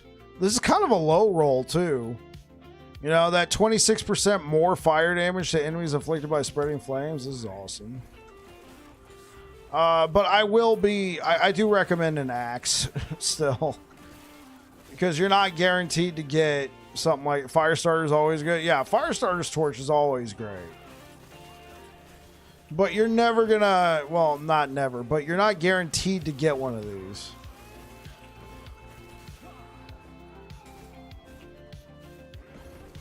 One of the best leveling items. Agreed. Look at this. Like, I was doing pretty good damage before, like, not gonna lie. And I was using a two-hander, right? I was using a two-hander to make it happen. Now, here I am using a one-hander and a shield so I get a defensive option, and I'm doing similar damage now.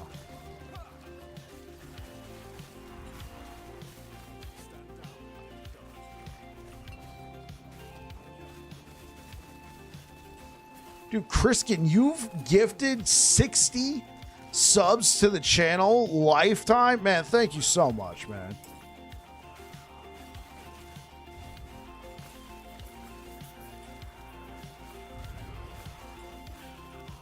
I do what I can. I appreciate it. Thank you.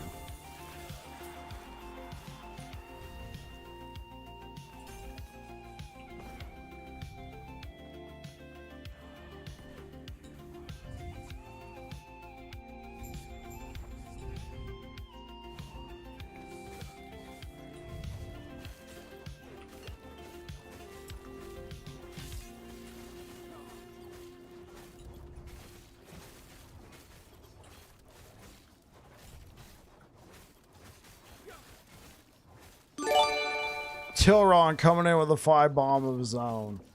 Thank you. One went to Big B. One went to Antho. Awesome.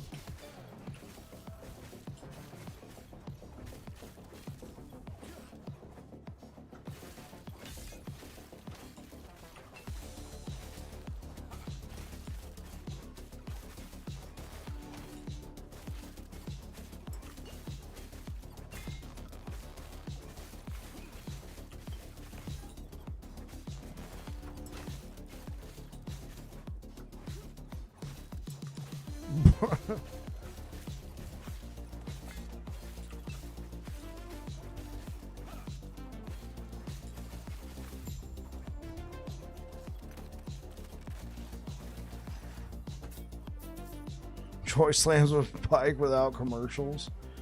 That's right. Thank you.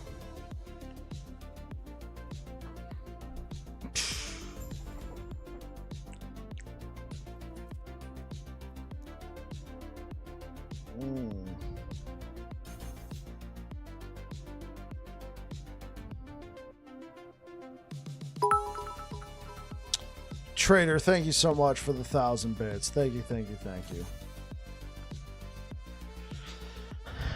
TY, sir or ma'am, anything. Tilron, I think, identifies in the masculine department, but I don't know, Tilron. Trader in the house. Thank you so much, Trader.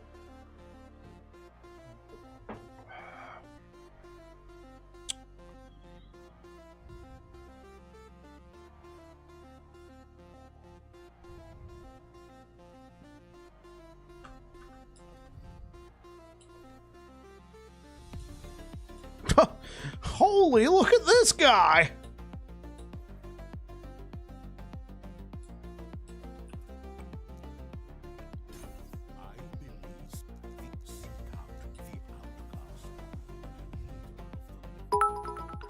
Trader coming in with the 1 bit. Thank you so much, Trader, for the 1 bit. Yeah, let's put that in there.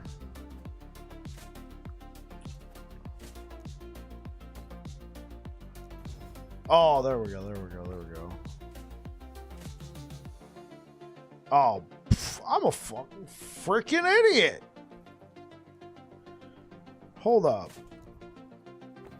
That's a lot of nuts! There we go.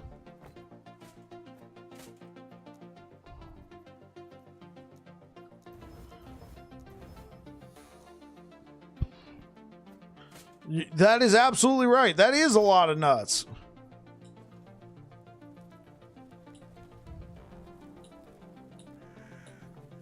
I can do the thing now.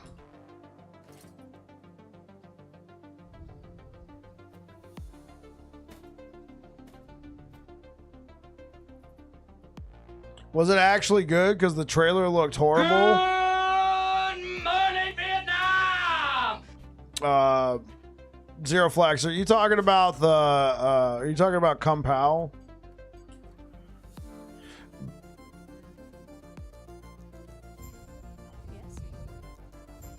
Fantastic Four? I have no idea. I've never actually seen Fantastic Four. Oh, I saw the new Fantastic Four this last weekend. Great movie. Oh, okay. That's why you're asking about Fantastic Four. I'm like, why are you asking me? I haven't seen it. All right, let's actually use this. Yeah, get rid of that.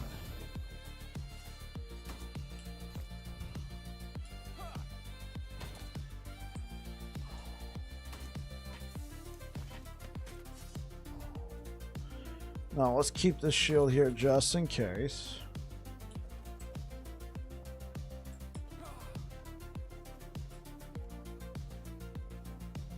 It was a great retro rendition of the original comics from the 60s. I'm actually in Vietnam.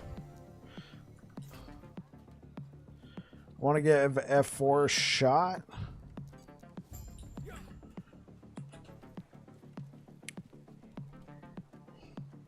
Hey, and that's all that matters. I feel I'm getting more picky with movies in my old age. Nothing wrong with that.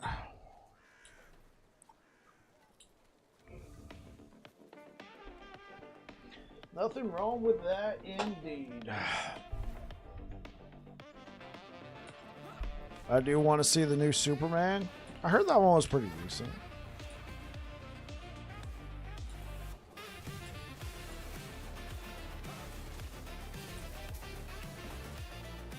Choo choo. That's right. Hey, thank you so much, everybody. Thank you to everybody who participated.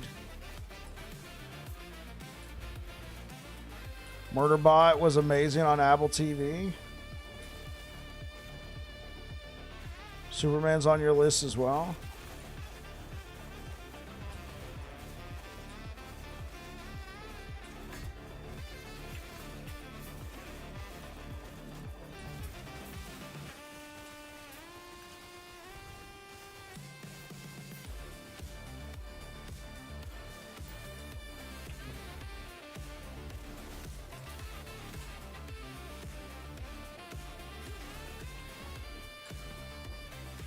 Are you not entertained? Are you not entertained? That's right.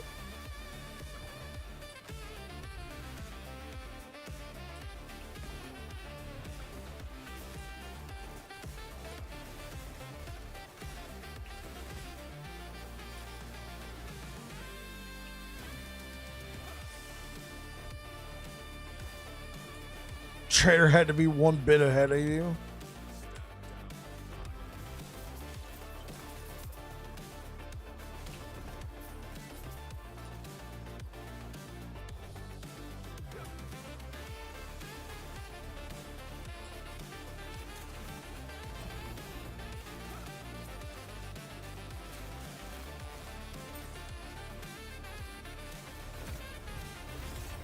Worth a month.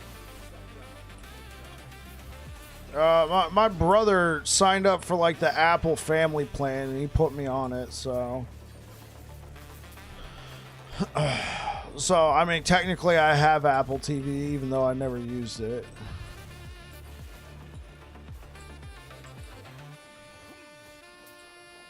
He was kind of paying me back because I signed up for the YouTube Premium family plan a long time ago and I put him on it. So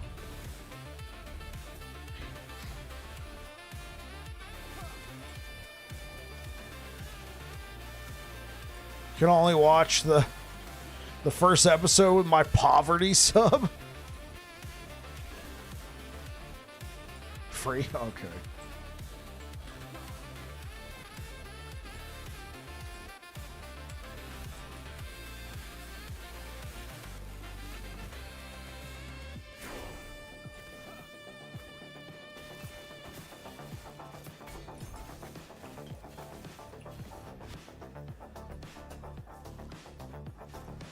Oh, I'm going back in circles again.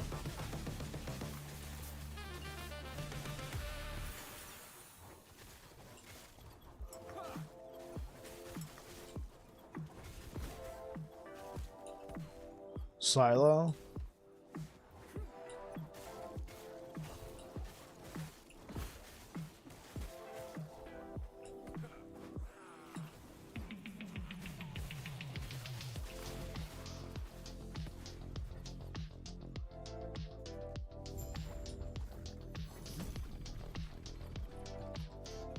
Cinemark membership paid for itself big time this past weekend. Both movies and food cost me $4 total. I do like the Cinemark membership because, you know, they charge you a monthly price, but if you look, it's generally the same price as a ticket. And then they give you one free ticket a month. And then on top of it, you get 20% off at the concession stand. And I don't know about you, but as a kid, we would go to the movies and we were never allowed to buy popcorn and soda and all that good stuff. So as an adult, guess what? I always get a tub of popcorn and a soda when I go to the theater. So, I don't know. Maybe I got issues. Nonetheless, I feel it's worth it to me. I found out that you can use those movie credits for your food too. Yeah, I never knew that.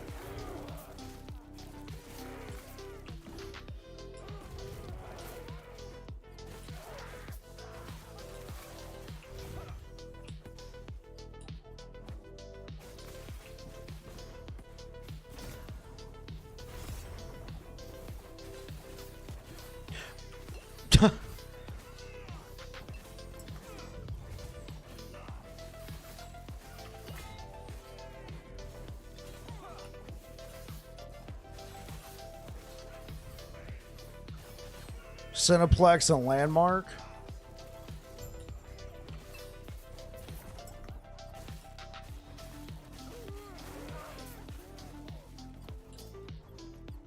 Food has a 50% markup.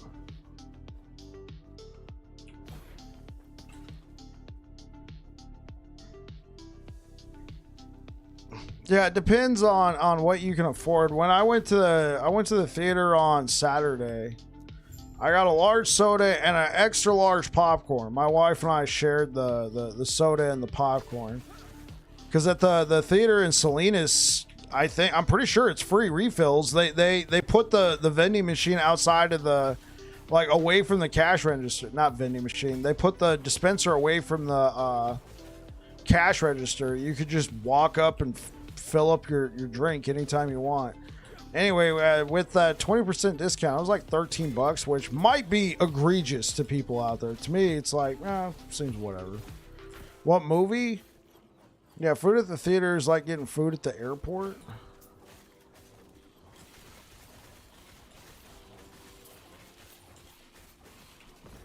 What movie did I see on Saturday? I didn't see a movie. Do you guys know BTS? The band, the Korean band? Well, they're all out of the military now, and one by one, they're all getting used to, your wife grew up in Salinas? Yeah, I live in Monterey, Jesse. You can tell your wife that. And I go into Salinas. I lived in Salinas for 7 years. I lived on the north side in Salinas. BTS, the K-pop band? Yeah. Yeah, so they're all out of the military now. The thing is, as Korean citizens of the male persuasion, they were required to do military service, so they had to actually put the band on pause.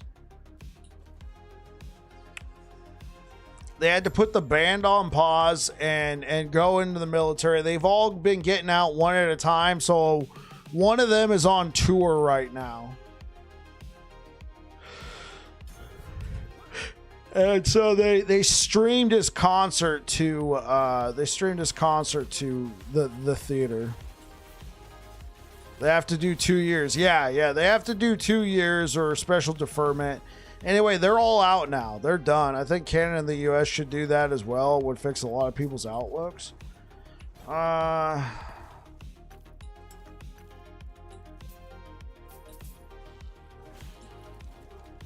Should they? Should they not? You know, potentially.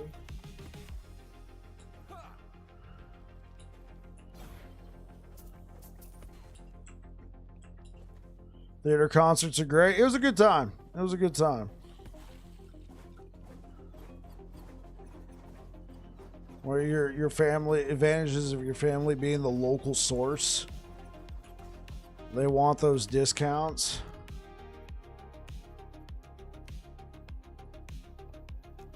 Outcast camp. Yeah, we can go here.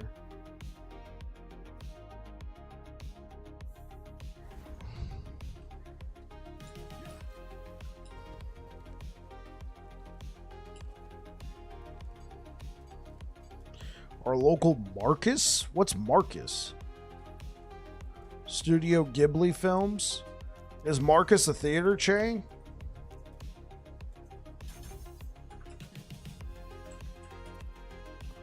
Is there a better choice here? I mean, we can grab the block chance, but ultimately, I think Finish Strike is fine. Then you get the Fire Pin with the Ignite. You can put 1 point in here if you want. Yeah, I just invested in here. Yeah, Marcus is a theater chain. Oh, okay. I've gone to live events for riff tracks, bad movies, riffing by professionals who were part of Mystic. A lot of people forget South Korea is still a less than democracy. Also, speech isn't exactly free. Forced military service is not really the best system, and we have the population to not have to do that. The thing is, that starts going into politics land, and I shy away from that. Just because, you know, there's multiple different outlooks out there, and most people tune into a stream to not get into that. So I can respect your opinion, but also I'm not going to tell you whether or not I agree or disagree. I just think it's better to change gears and avoid political topics.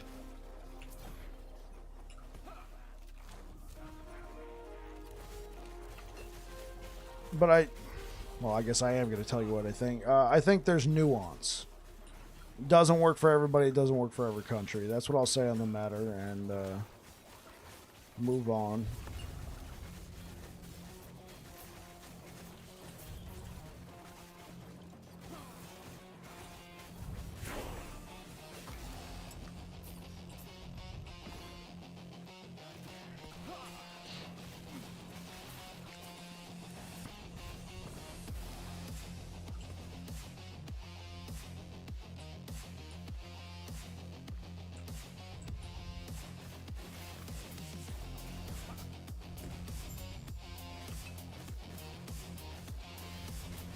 The music is slapping. Thanks, Glassy.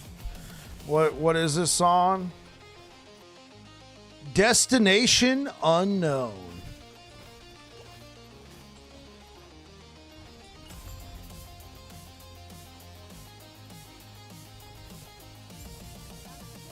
Before you go looking it up, you're not going to find it. This is a Babbling Bike exclusive made with AI.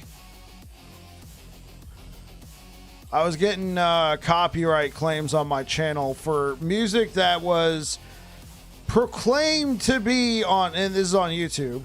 Yeah, I made it with AI. Anyway, AI made this, yes, sir.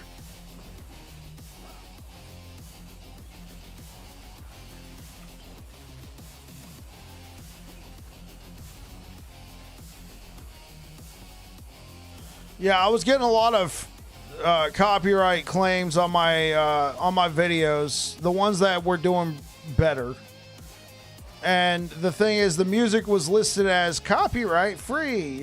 You don't have to worry. No royalties necessary. Then you'd have a good video, good stream, good whatever. And then all of a sudden it's like, oh, well, we're going to take some of that money now. Thanks. Bye.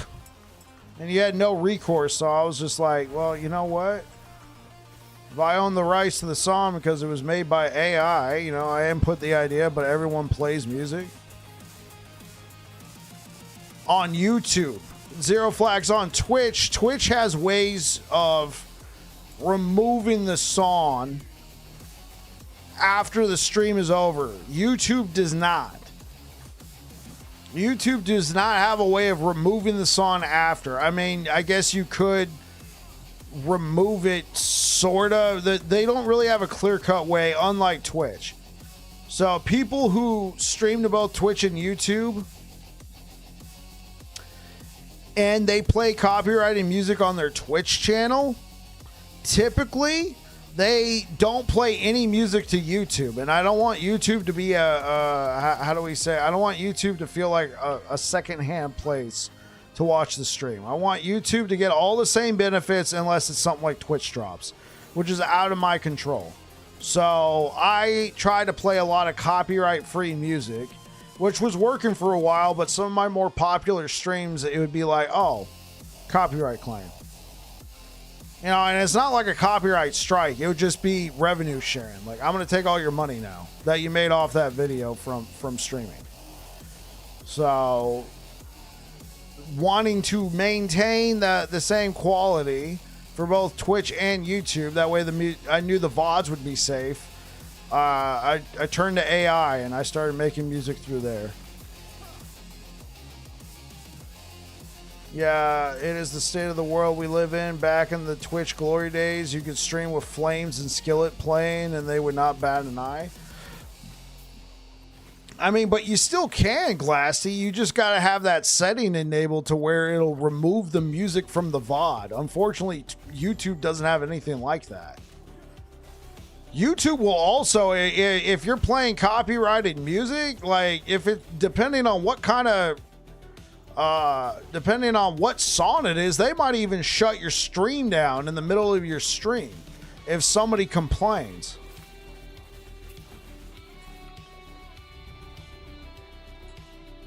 I've seen like reaction channels like react to something from like National Geographic and it's a stream, right? A stream on YouTube, and they'll be in the middle of reacting to the stream on YouTube, reacting to the video on YouTube, and their stream will get shut down. It'll be, oh, this is a copyright claim. Contains content from National Geographic, and they've asked that the video be taken down as a result. I've literally seen streams get taken down as a result, depending on what kind of content is being sampled on YouTube. Whereas on Twitch, they don't really care. They don't really care as long as you're removing copyrighted audio after the fact.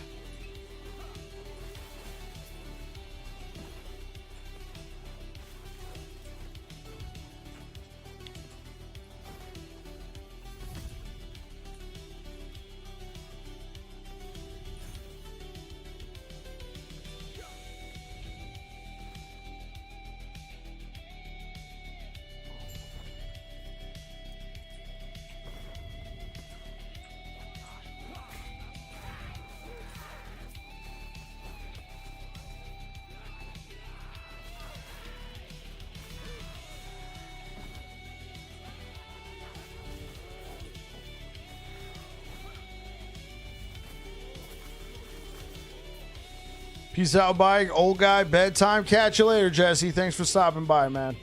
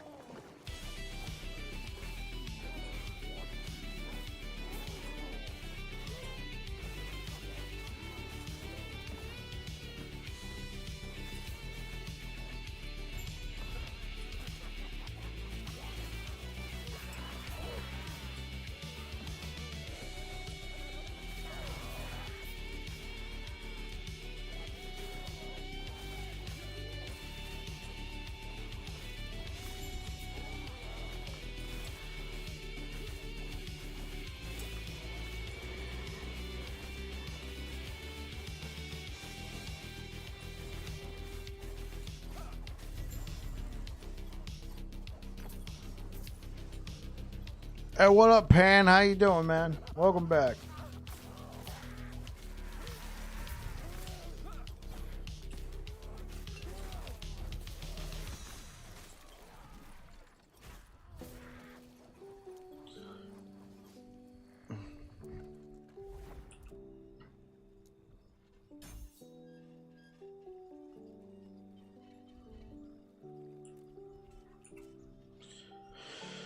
All right.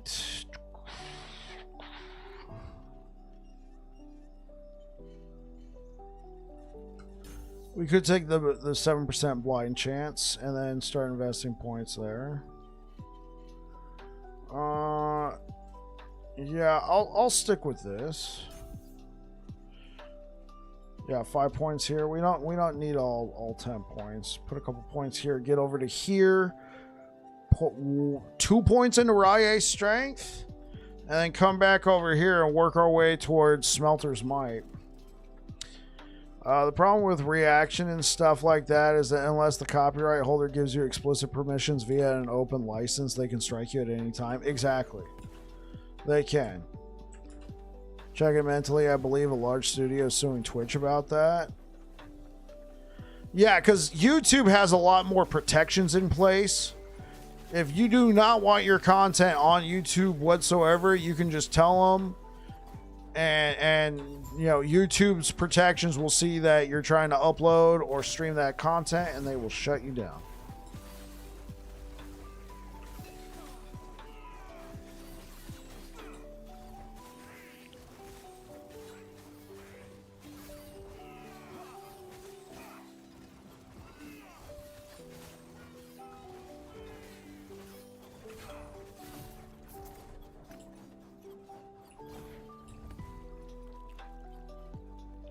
Is still in the early stages of lawyering. Yeah.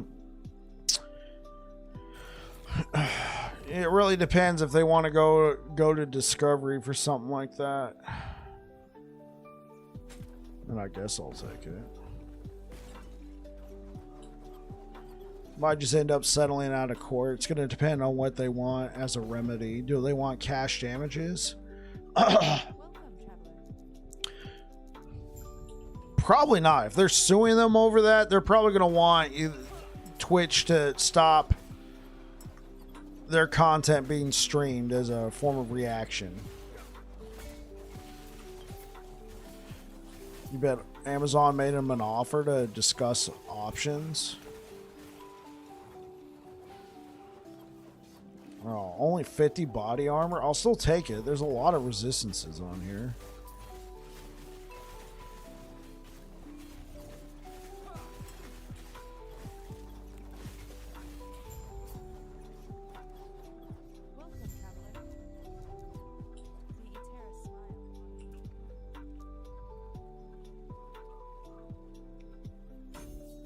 I want to go down here and grab that.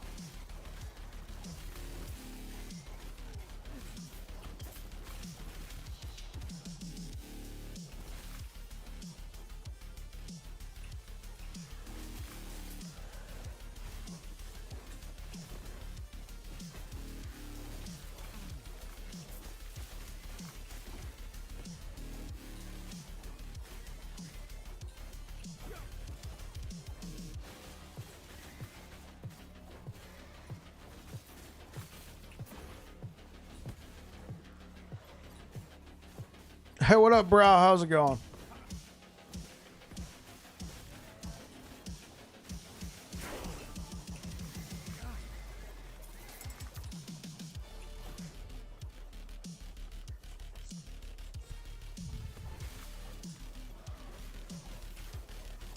Hey, what up, Spellpod? How's it going?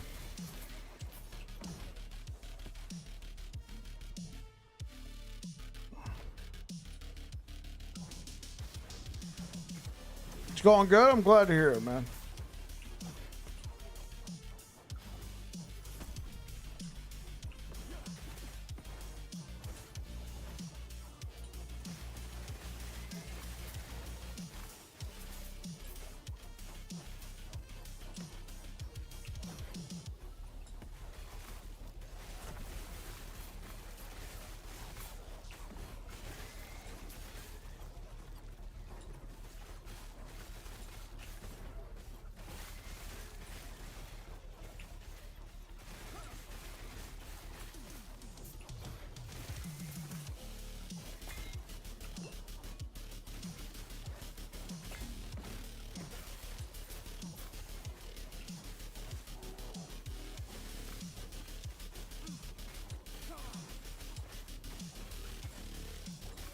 Thoughts on previews from today? That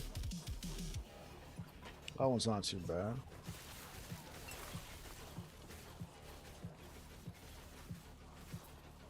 Health gained on black. Okay. Looks cool. Initial thought on the Primordial Exalted versus the Primordial Uniques this season. Season 2, I found that uniques were very powerful. So, reason stands that in Season 3, uniques would still be very powerful. And seeing that you can only choose between one or the other, I did find a little... What's the word? Left me wondering how much use Exalted Primordials will get. But somebody did point something out that is useful. The fact that you can get a T8 class affix, you know, and have like a +6 or whatever the math is on a class affix, that could be very powerful. That could be a huge reason why you'd want to use a Primordial Exalted over a Primordial Unique. Also, some of those uniques could end up being very, what's the word? Narrow in their approach and not as useful for multiple different types of builds. You know, they may not all be, you know, red rings or something of the like. And if that's the case, we might see more Primordial Exalteds in that regard. The whole league mechanic that they're adding, I thought looked pretty cool. I was describing it to my wife. Oh, hello. Oh, hello. Huh? Yeah, I was describing it to my wife, and then she was like, oh, so basically you're fighting Pokemon? And then I'm like,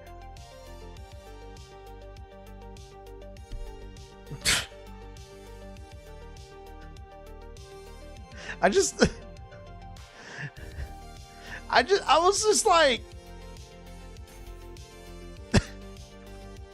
I was taken aback. I'm like, I never thought of that. Emotional damage. I'm like, no, we're fighting a dinosaur and its lineage, and we could help, you know, guide its evolution and to get what we want. She's like, oh, so like Pokemon. And I'm like, gotta loot them all, yeah.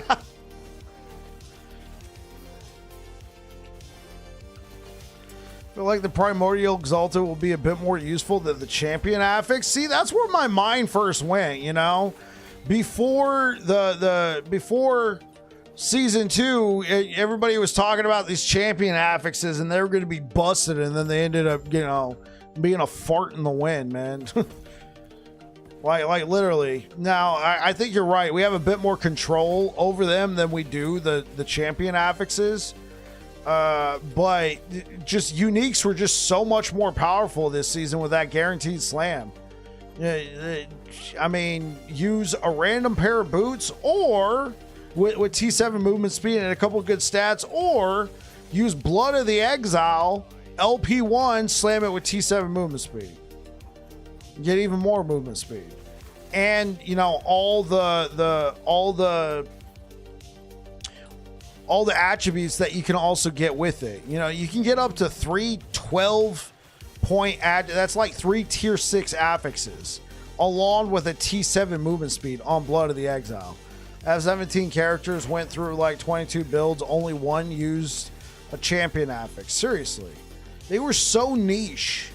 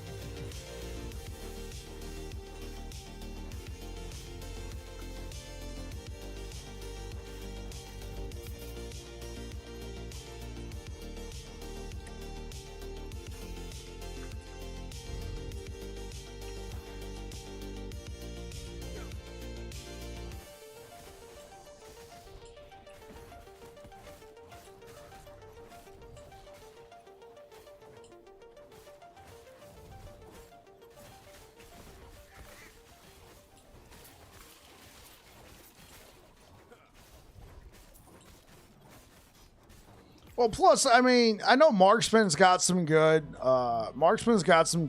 uniques, but for the most part, when I was playing it, now granted, possible skill issue here, it didn't seem a lot of, like, at least in terms of bows, didn't seem like there was a ton of unique screaming to be played.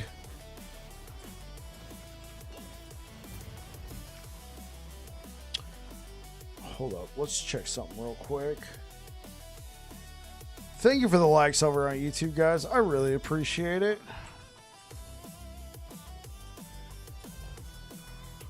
You didn't go multi-shot? Okay, true.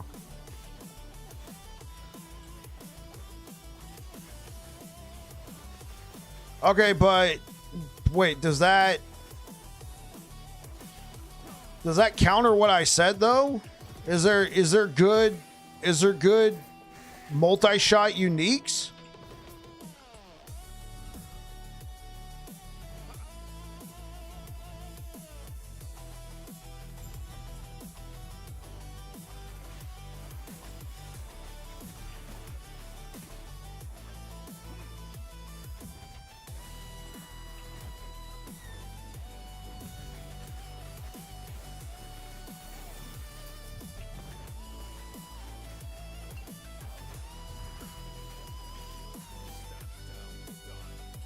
Bow and quiver is good?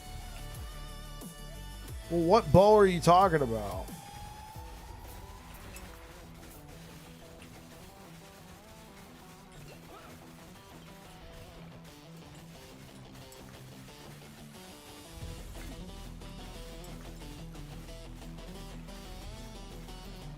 Drelkor's Compass? That's a good multi-shot unique.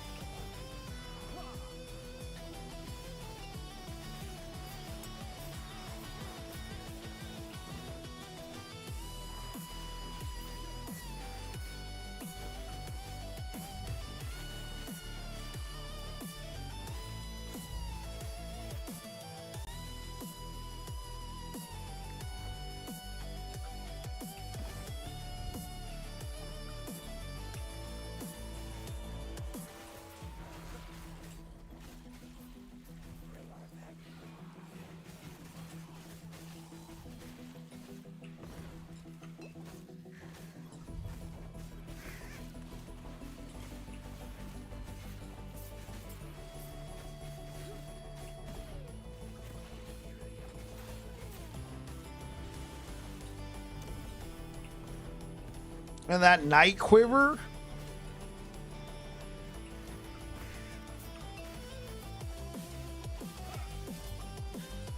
So, Drelkor's bow and night quiver.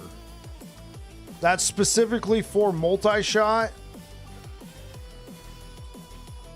You say that's going to give you a more of a reason to use uniques for marksman, and that was a good reason to use the bow. I think I'm kind of losing the point here. Well, okay, so 2 specific uniques for the multi-shot ability. What about more general marksman uniques?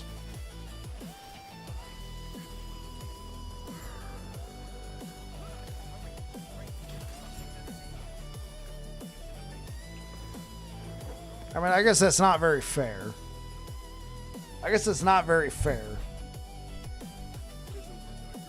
A reason why you might want to use a unique is because it specializes into the one thing you're playing. So you're saying, Saphicus, that oh,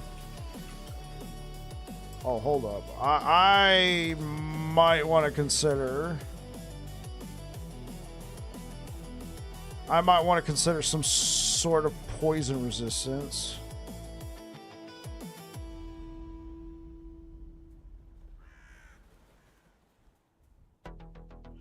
General uniques, like here's a bow, it has good bow attack speed, I can use it for different kinds of bows. It has good bow attack speed, it has good bow physical damage. I could use it in this regard for most general builds. Like, it's not like it's skill agnostic.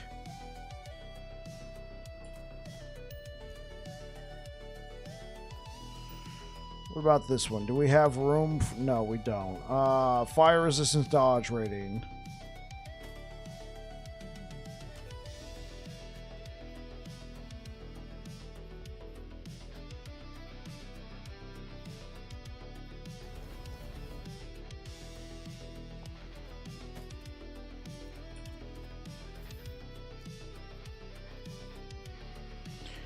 Chance to ignite is big, but we are gonna need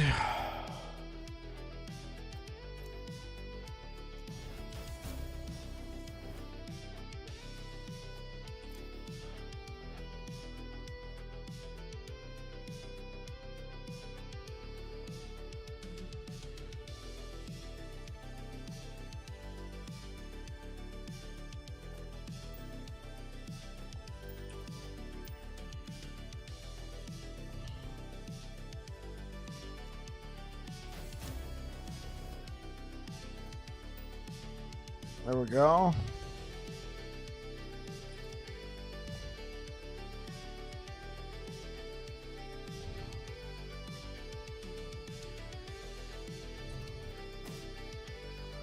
We have a chaos rune. Turn this into something else. Necrotic works.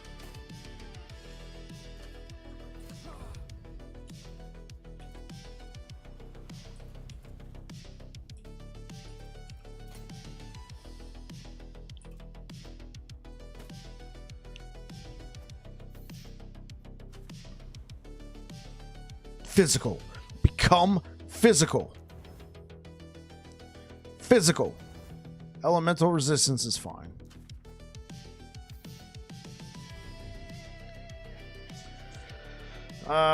Okay, maybe I have to go back to, let me take that off right now. What beyond the frick ton of movement speed?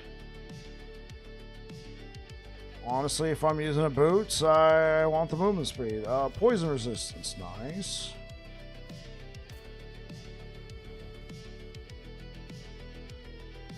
Most of it, if not all bows, have some kind of element to it. Okay.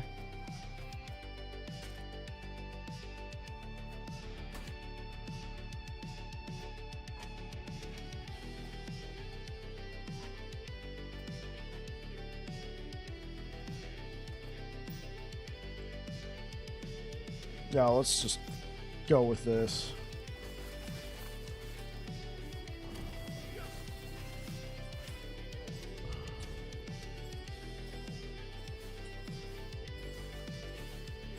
Oh yeah, I just dropped all that stuff.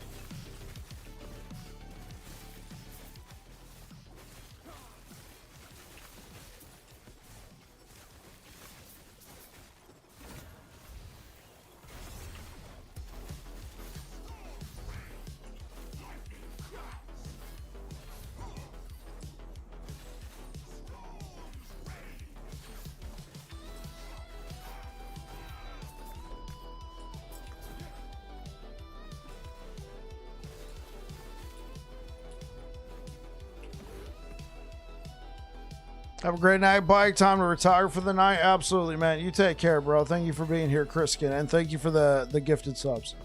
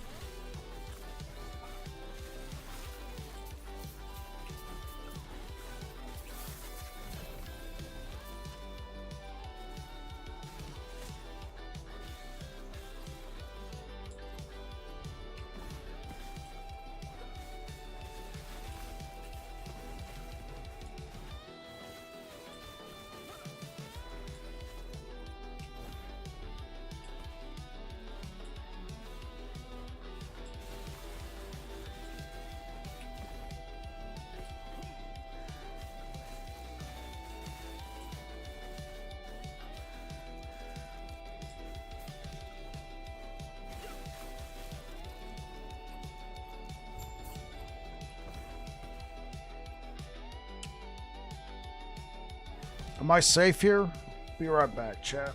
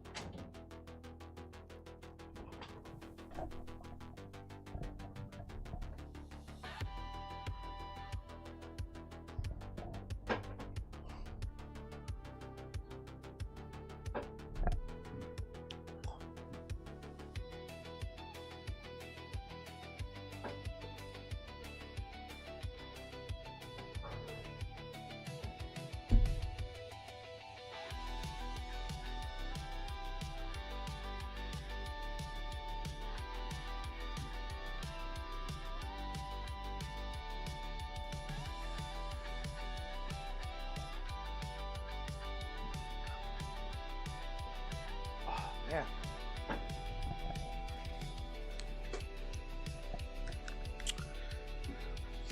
Trying to swallow a pill and it wouldn't go down.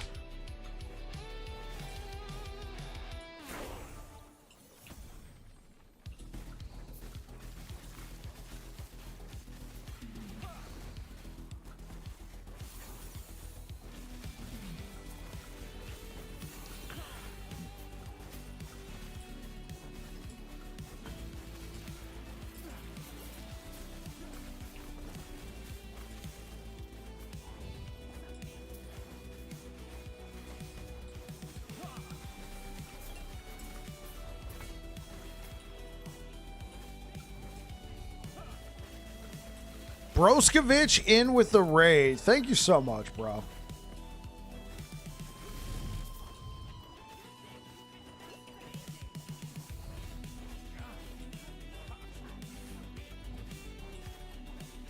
How'd your Paladin go? Hello, hello.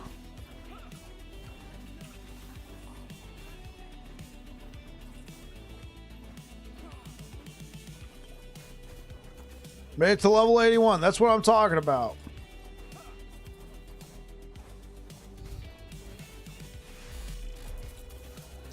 Yo, Fopsil, thank you for the follow.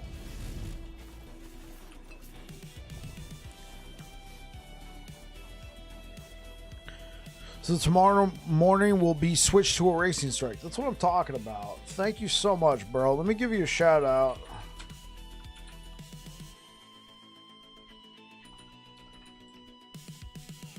I think I spelled that right. Here we go. Guys, drop bro a follow. This dude's awesome. If you're over here on Twitch, drop bro a follow. Appreciate it. Just got a 1LP world splitter. That's what I'm talking about. Make it happen, Captain.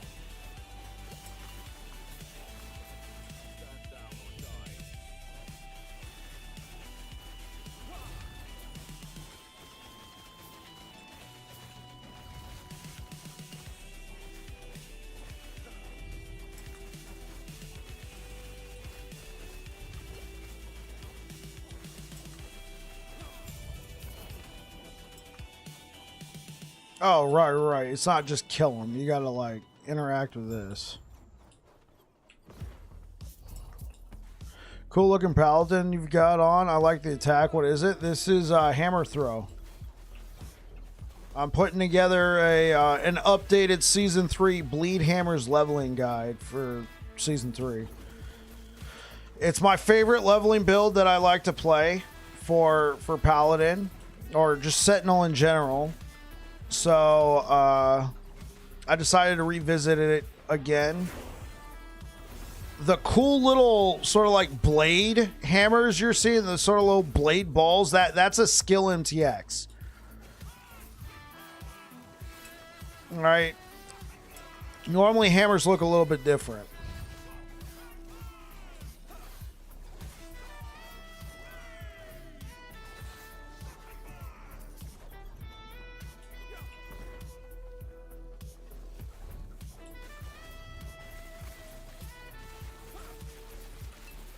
So hello everybody, I'm from Germany. I like last Epoch in your stream. My English isn't perfect, but I understand most of it. Yo, thank you so much, Popsil. No, you're from Germany. Danke.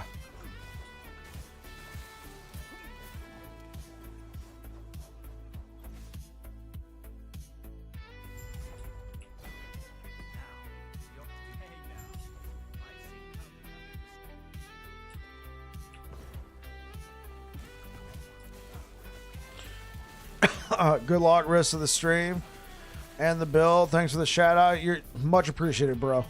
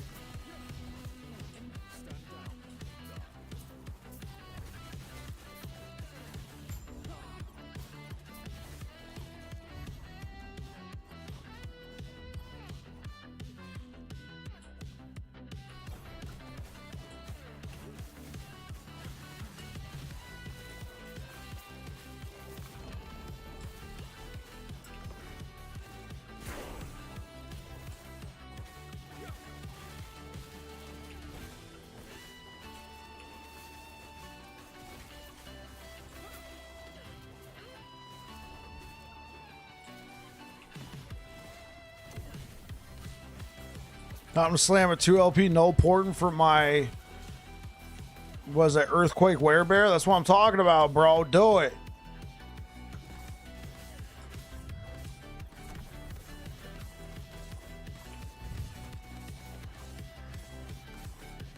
Can I borrow your streamer client, please?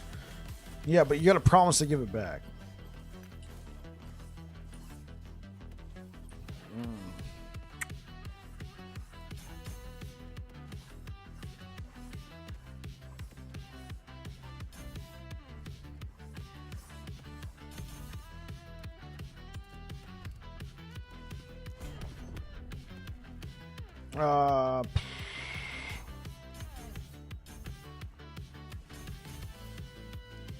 Just going right for that ignite chance.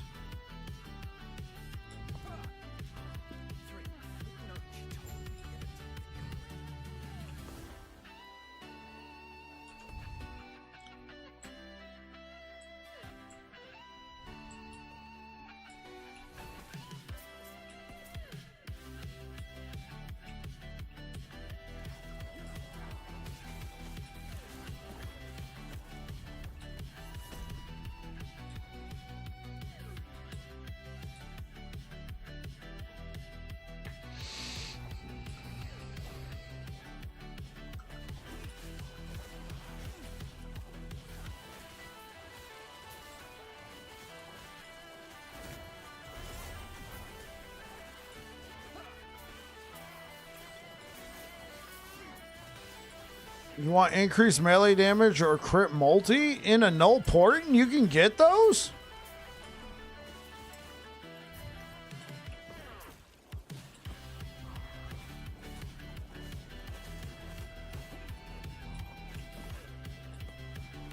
Or are you just wishing for more? Yeah, Primalist only yeah. Critical strike multiplier while transformed. Increase physical damage while transformed. Okay, yeah. I understand. Get one of those.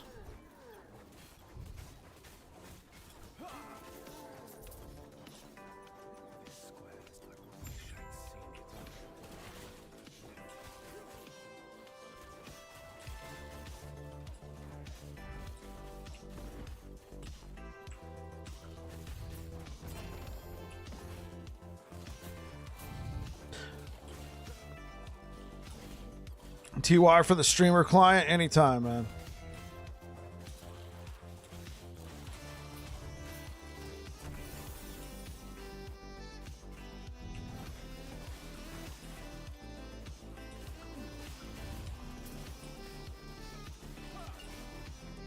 Hey, oh.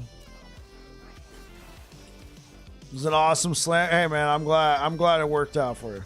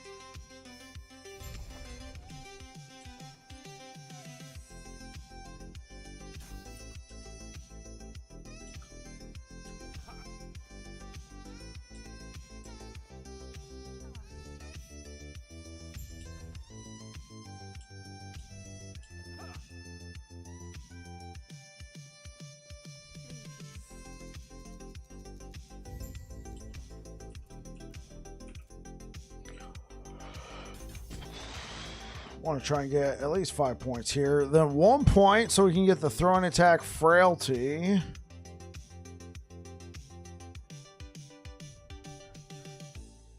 then we'll probably go back to Forge Guard. All right, guys, I'm going to go ahead and call it there. Thank you so much for being here, guys. Thank you so much for the likes over on YouTube. Twitch, thank you so much for being here. Let's go ahead and raid somebody over on Twitch. Who do we got? Who do we got streaming Last Epoch right now? I'm sure there's people. I'm sure there's Control Alt Dad. Control Alt Dad. It is done. Let's go ahead and what in the Yo, Tilron, thank you so much for the 5 bits on our way out the door. Let's go ahead and raid. Control Alt Dad. And I will see you guys again tomorrow. Hopefully we'll be in monoliths. Wait, what was that? Yo, Paul, thank you so much for the follow. I appreciate it. So, yeah, let's go ahead and start the raid. Thank you. I am Babbling Bike. Thank you so much for being here. I am getting this Sentinel build guide ready for Season 3. I won't know for sure what the particulars will be until I have patch notes, but I wanted to familiarize myself again with the build. And yeah, I'll be back again tomorrow, and we'll be back with more Sentinel action, and we'll be going from there. Thank you so much for being here, guys. If you're over here on Twitch, say hi to Control Alt Dad for us. Peace out. Right, YouTube, thank you so much for the likes. Thank you so much for being here. Unfortunately, I am out of here. I see there's a couple more people who just walked in or clicked on the video. So sorry, but I will be back again tomorrow. Thank you so much for being here, and you guys take care. Peace out.